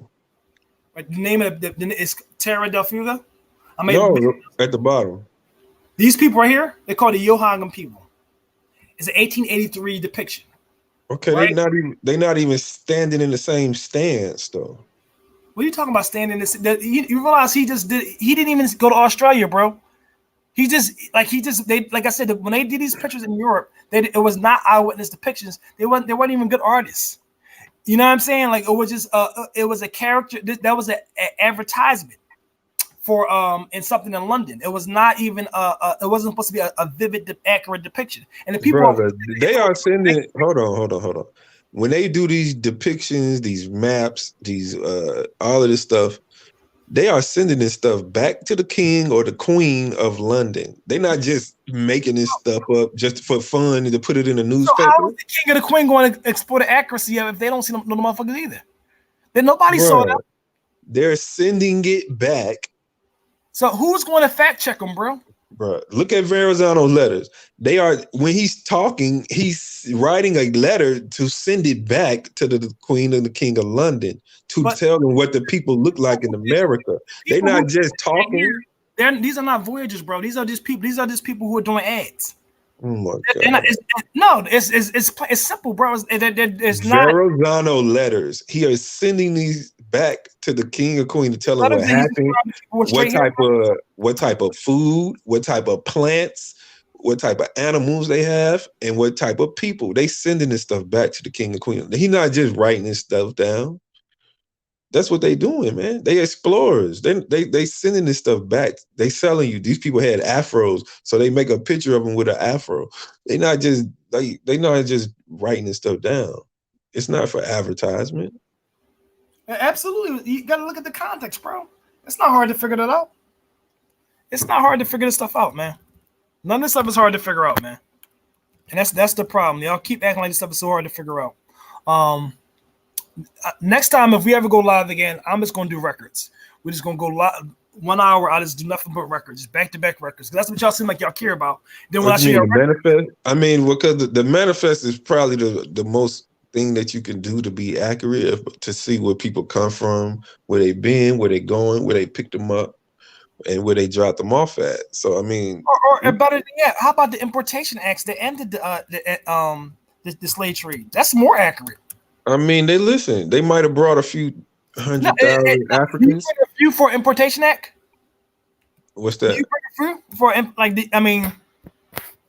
do you bring a few people for importation act? If you bring 20 people over, do you need to have an importation act for that, or it has to be a common practice, bro? I mean, from the records that I've seen, it's only 350,000 people for 200 years. So no, and where? Slavevoyages.org. And what place though? from Africa to United States. The United States. That's correct. That's the United States, right? It's 350 to Jamaica. It was 1 point something. So you understand the population of at the time, though, of the United States. To Brazil, it was like 4.3 million. That's not even 10 million people there. So the whole slave trade story is made up. They can't even account for 10 million people. Hold on, bro. Hold on. You said made up. What is you just confirmed it in reality. So I'm gonna read this right here. I'm saying even if the 4 million to Brazil was true, and the 1 million to Jamaica to the Caribbean was true, and the 350, that doesn't add up to 10 million slave trade story that they feed us in school. Here's a better way to do it. Here's a better way to do it. Though. That doesn't even add up. I'm gonna jump in real quick. Here's a better way to do it, right? A better way to do it is to break it down by nation, right? So if you're going to do it, break it down by nation. So therefore, you can see in real time what the nations did, right? So if you look at the records, you're going to see about 3 million for the British, right? Man, listen, I'm gonna make it easy for you. The other, I'm gonna finish. The other 5 million, the other 5 million was shipped to Europe and Africa, man. That's what happened. Listen, no, you don't have to make it easy. You reference the reality that existed, right? Here's what I'm gonna do. I'm gonna wrap this up after this, though. But you reference exactly what occurred, right? So you have 2.2 million documented by French in their registry, right? 2.2 million people brought to the Americas from the French. We have about 3 million brought from the British. We have 5 million plus brought by the Portuguese and Spanish. The British didn't do 3 million, brother. 1 million brought by the Dutch, right? So the Dutch didn't do 1 million, bro. What? Like I said, where's your records from? By the Dutch, though, they kept better records. The Dutch brought the least. Hold on. The Dutch kept better records than everybody else. Okay. The Dutch kept better records than everybody else. And you said you wanted to see the voyages. What I'll do is I'd rather play a video in real time where they're going through the actual voyages and they're explaining from here to there. They go through all the ship manifests. The Dutch kept excellent records, better than everybody else. So that's about the easiest to confirm in real time. Hey, we could do that because I want to see that because this on my page before I go. This stuff is not shown. People are not going to believe it. We just don't believe it. It has to be shown. On my page, though, bro. I put it on my page. So listen. On December 2nd, 1806, this is when he was president, right? President Thomas Jefferson said on human rights violations, I congratulate you, all you fellow citizens, on your approach at the period at which you interpose your authority constitutionally to withdraw the citizens of the United States from all further participation in those violations of human rights, which has so long continue on the unoffending inhabitants of Africa, which is the morality, the reputation, and the best interests of our country. So this right here is when this was after the passage of the abolition of the prohibiting importation of slaves. I'm so tired now. So this right after that was passed. You got to remember, before this passed on a federal level, it passed on a state level. So you had PA passing a law prohibiting it. You had the New England states passing it, the law prohibiting it. So every single state had their own laws prohibiting it before that, right? And then we also have the specific records. The states also kept records of the amount of people that came in, because a lot of the states had registries as well. So it's not hard to go through this stuff.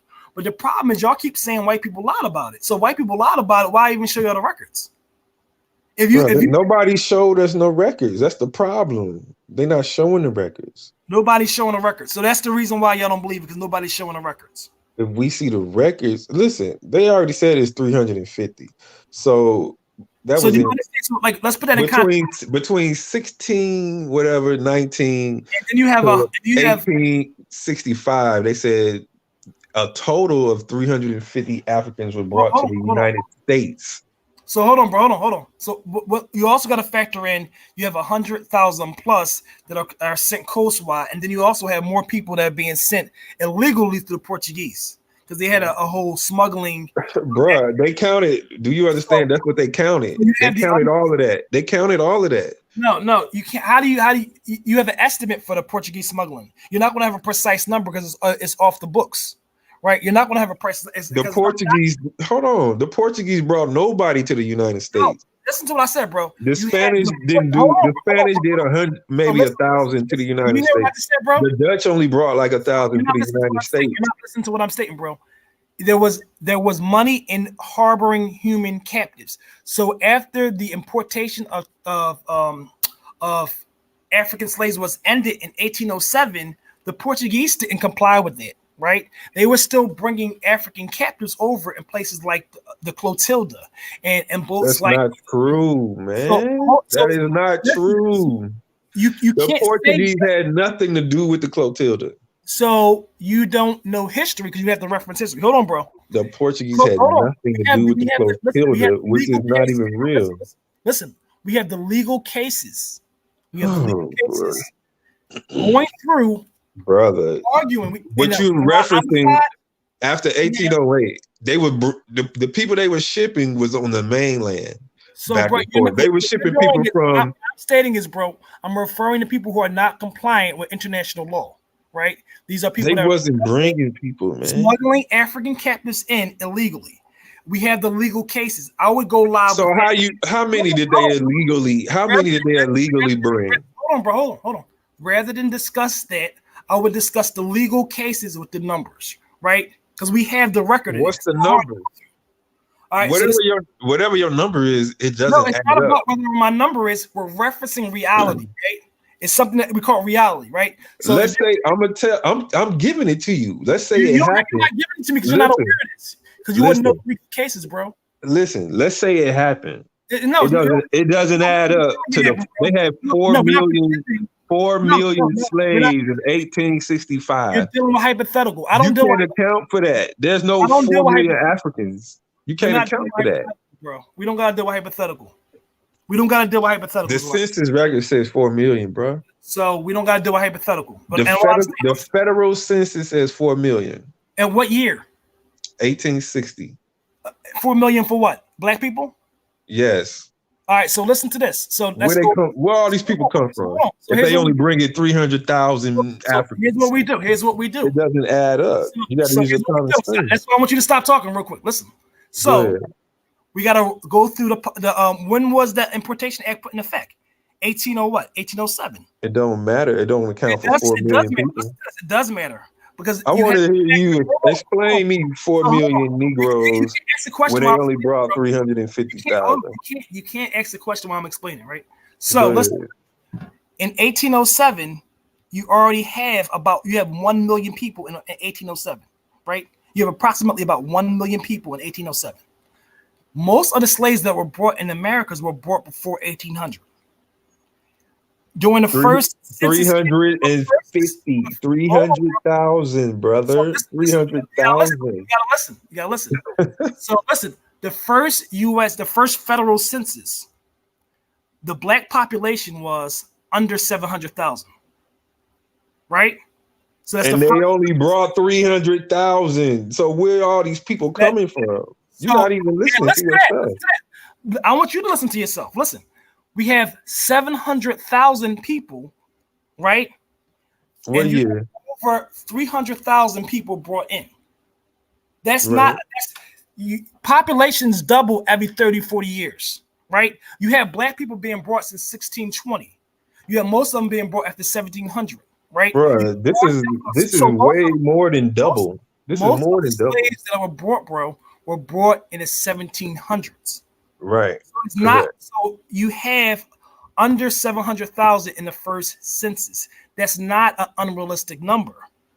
That is unrealistic. If you're not, because it's on par. That's unrealistic. If you're only bringing in 100,000 in the 1700s. You just said 313,000. No, you said no. I'm giving you the overall number. You said 1,700. So in the 1700s, at the most, it was probably 100,000. So I can put it up. What you're referencing, bro, is you're referencing a direct from Africa.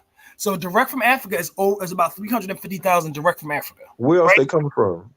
So the other ones, the 100,000. You remember after this right here in 1807, you have it's illegal to bring African captives over, so you have to bring them coastwide.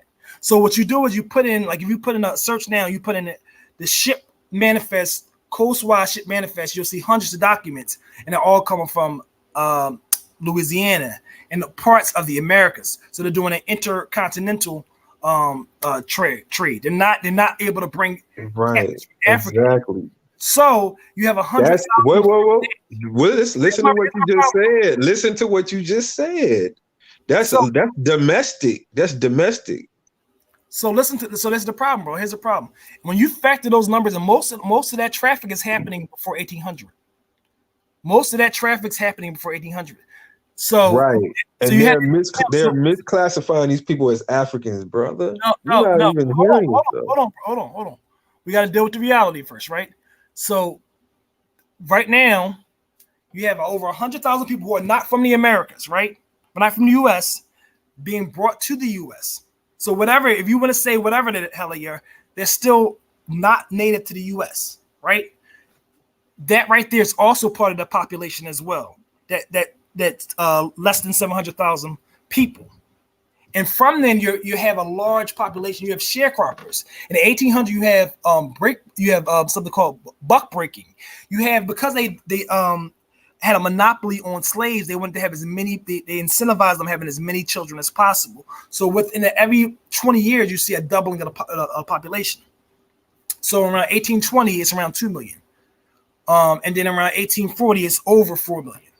Right. So, and then around 1880, it's over 8 million. Right. But the population is accounted for. Also, you got to factor in, you also have indigenous people who also are part of that pool, because we have something called a one drop of black blood rule, which incorporates everybody in Bro, this is not the one drop rule. They was calling the Indians Negroes.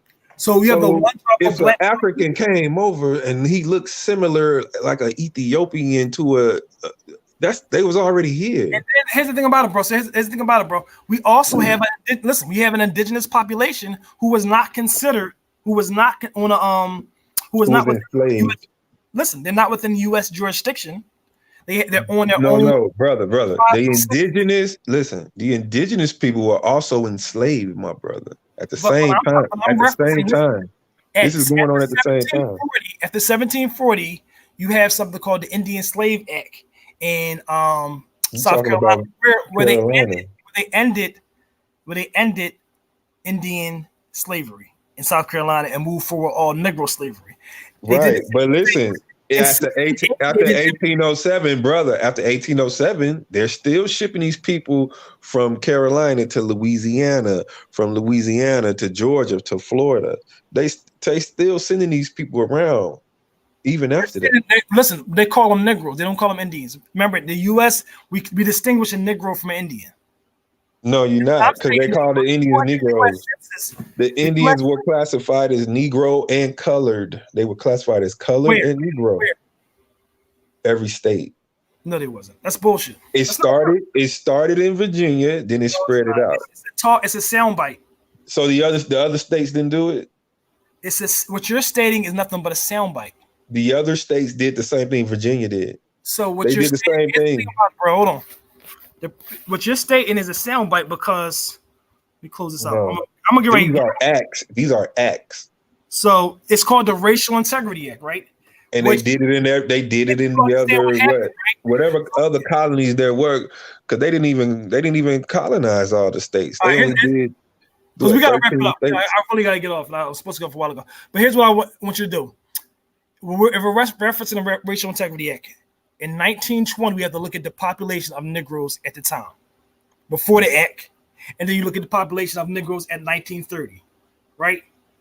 And then you make a comparative analysis of how that number shifted over time, right? If you look at that shift, it's not a dramatic shift, because you already have a large Negro population. You already have a large 21% of the population was already Negro. Right. And where did that come from? So here's what you do. You do it with the census documents in front of you. You don't the problem is y'all just use it as a soundbite. And that's listen, After that, listen, bro. There's a Racial Integrity Act way in the 1700s, brother. You have to tell me what it is. It's not called a Racial Integrity Act, right? And the thing about it is, you have to show what it is, right? You just can't make the claim. The Racial Integrity Act is a real thing. Other states, other states followed. It wasn't just that one state. So probably 13, 14, 15 states. And then some states were dropping out of slavery, and then Ohio was added into one of the slave states. So states was coming in, states was coming out. But at the same time, they still classifying these Indians as colored people. Here's what we do next time if we ever have a discussion. We pull up the census documents and have the discussion, right? We just pull up the census documents and have that discussion. Okay. And whatever you listen, the census is gonna say black. They were using the word Negro. It depends. They were using the word Negro. They were using the word Negro. Like I said, it depends on the year. They're classifying Indians as colored. It depends on the year, and like I said, I would rather do it with the census documents. And then Walter Plecker was what, 1960 something, 1920. When was Walter Plecker? So, what you're referencing is the Racial Integrity Act of what 24? 1924. Okay, up until they've been calling Indians colored and Negro up until that time. So you have to find those definitions of where Indians are called Negro. Bro, it don't matter the definition. They could change the definition like they changed the word olive to you. They changed olive to you and you believed it. It's not about whether I believe it. You should either show me. We dealing proof, right? You dealing proof, right? If you're dealing proof, you're able to show me in real time. It's not a baseless claim. Bro, we just showed you. Nigger means early U.S. history, Native Americans. That's plain and simple. What he did was he found a definition, right? The third definition, and what it was applicable to multiple groups. So within that, it had a context for Polynesians. It had a context for. Bro, we're not talking about context. The main usage was for America, U.S. history. After that, they spread it out to Philippines. They spread it out to Australia. It was here first, just like the word. Underneath the definition, they provided examples of how it's used. I know, brother. So early U.S. history means 1700s. And all of those things, bro, had definitions next to them. So the one that you were referencing, they was in the 1800s. That's not that early. So 1840. The context, all of those small contexts that said the Philippines and Australia, that was 1800s. The definition said early U.S. history, which means 1700s. And none of those applied. Listen, and you didn't see all those were applied to the African.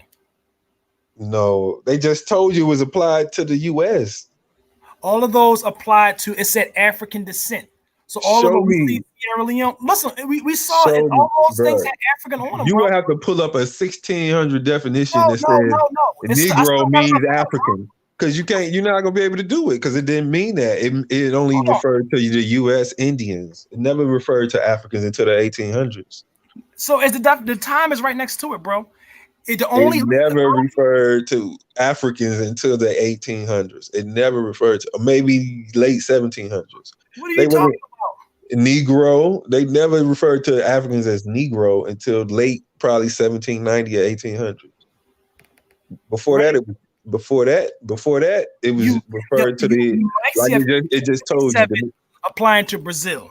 After that, it's all going to be. So why are they calling the people? Why are they calling the people in Brazil Negroes, brother? We already had the discussion that it was time. Listen, you're not getting it yet. You still don't get it, right? You ready? Look, all these have definitions next to them, bro. Look right now. Look. Okay. You see in real time. What year? 1577, bro. 1577. Ethiopia, that's Africa. That means Africa, right? Right. All these are Africa, bro. Okay. All these are Africa, bro. So I'm just letting you know that it applied to African people. All these are applying to African people. Then there's some later That's not West Africa, bro. That's not West Africa.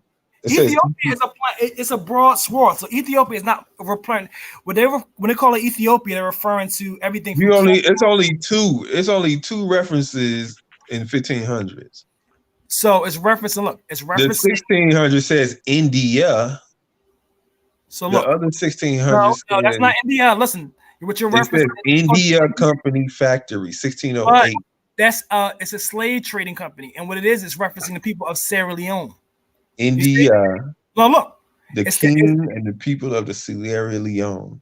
Yeah, that's referencing Sierra Leone Negroes, right? And then it's also okay. When is early U.S. history? When is early U.S. history? What year is that? 1577 is before U.S. history. No, what is early? It's a early U.S. history. What is that? Which number are you talking about, bro? Early U.S. history.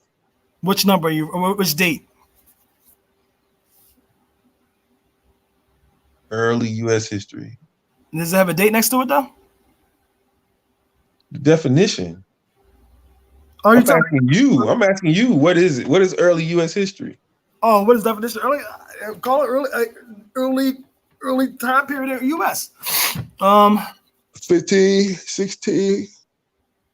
Yeah, but I'm gonna get ready to get off here, bro. But like I said, all these are Africa, bro. Next time I'm going to join with the actual, and we also gonna talk about we can talk about this Afro term too, which also simply means African.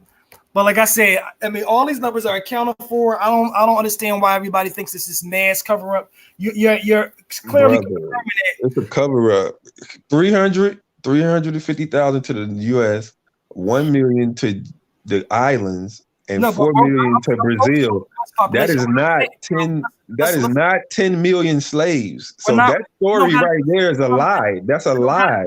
So we don't got to deal with the numbers. You got to deal with the numbers, man. Just deal with the numbers. So no, I can break that down on it's 200 million black people in Brazil, but they only brought 4 million. Who said it's 200 million black people in Brazil, bro? Bro, I look this up. I look up census all over the world. It's roughly 90 million.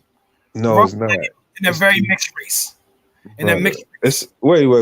I'm sorry. It's 100 and no, man. It's over 100 million. It's less than 200 million people in the diaspora. Okay, you probably looking at old records. I'm talking about new records. It's not 200. The population of Brazil is about 200 million, bro. So it's not an all black population.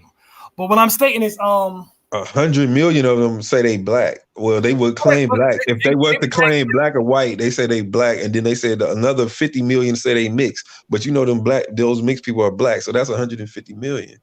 I already looked this stuff up, man. I already did the numbers. So anyway, if they only brought 4 million, how the heck 100 million black people end up in Brazil, man? You telling me they having babies like that? Numbers. Look at the actual numbers rather than make the claim, right?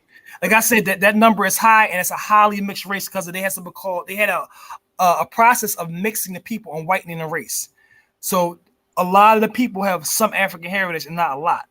It was literally a process in Latin America of a genocide, of genetic genocide on the black folk, in the population. I want you to read about it, late 19th century. But like I said, you break it down region by region. That's what I would encourage you to do.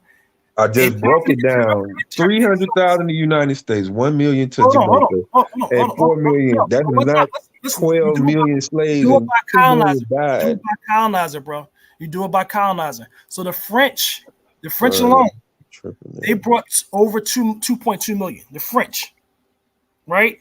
You believe that? You believe that? It's documented. Where? It's documented. I never seen that number in my life. So what are Haitians, bro? Haitians it's the biggest population of blacks. I got documentation to say the Haitians came from South America to that island. So I don't understand. Have you seen a fucking Haitian, bro? Are we gonna play around with Haitians? Haitians look like pure Africans, bro.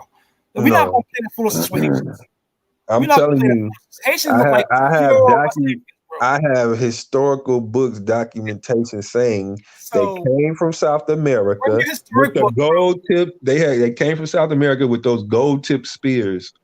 They was already there, man. Ivan Van Sertima, right?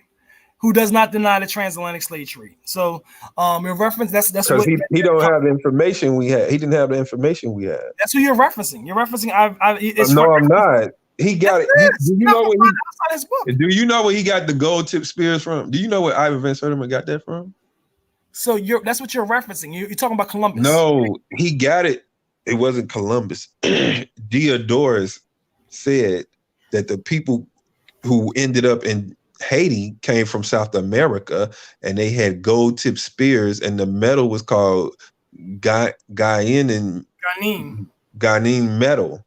They said the people came from South America to Haiti. They were already there. They say people came from the Southwest. The Southwest. That's what it says. From the South, right? That's South America, bro. What's south of Haiti?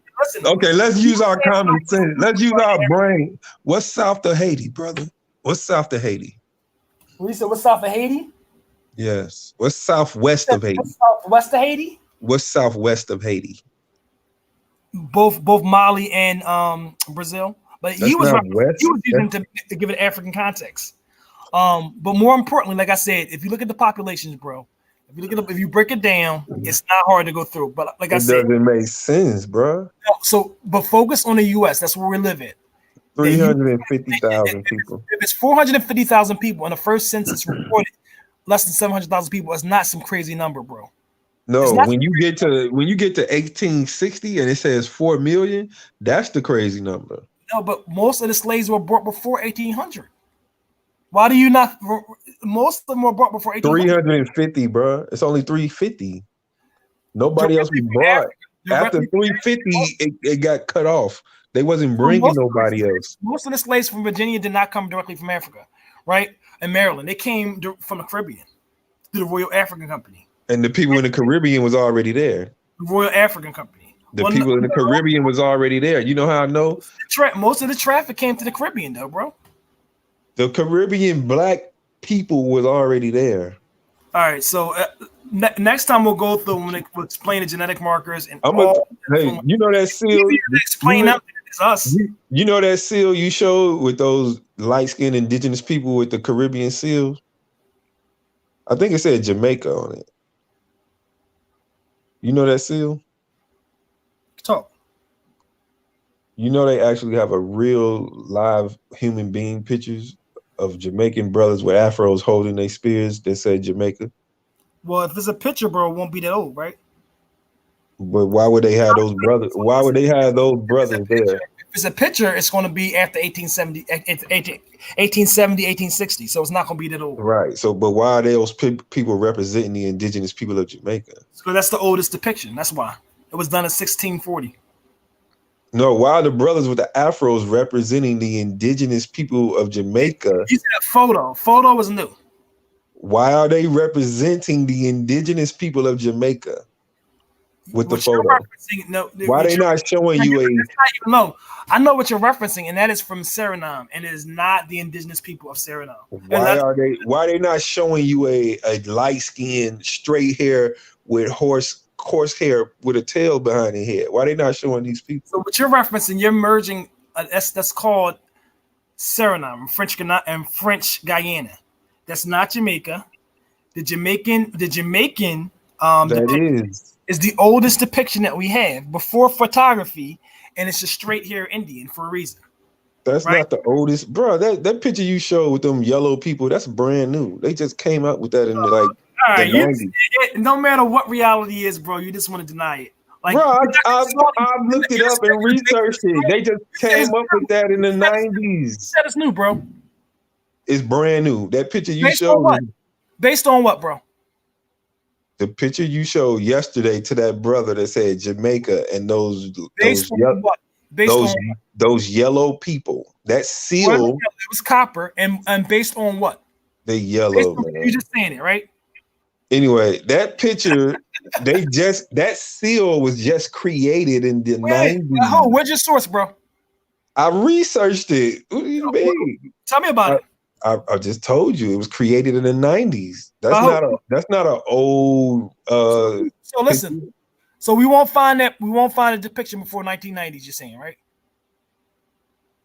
No, you're gonna find it. You're gonna find it. They're just gonna look like people.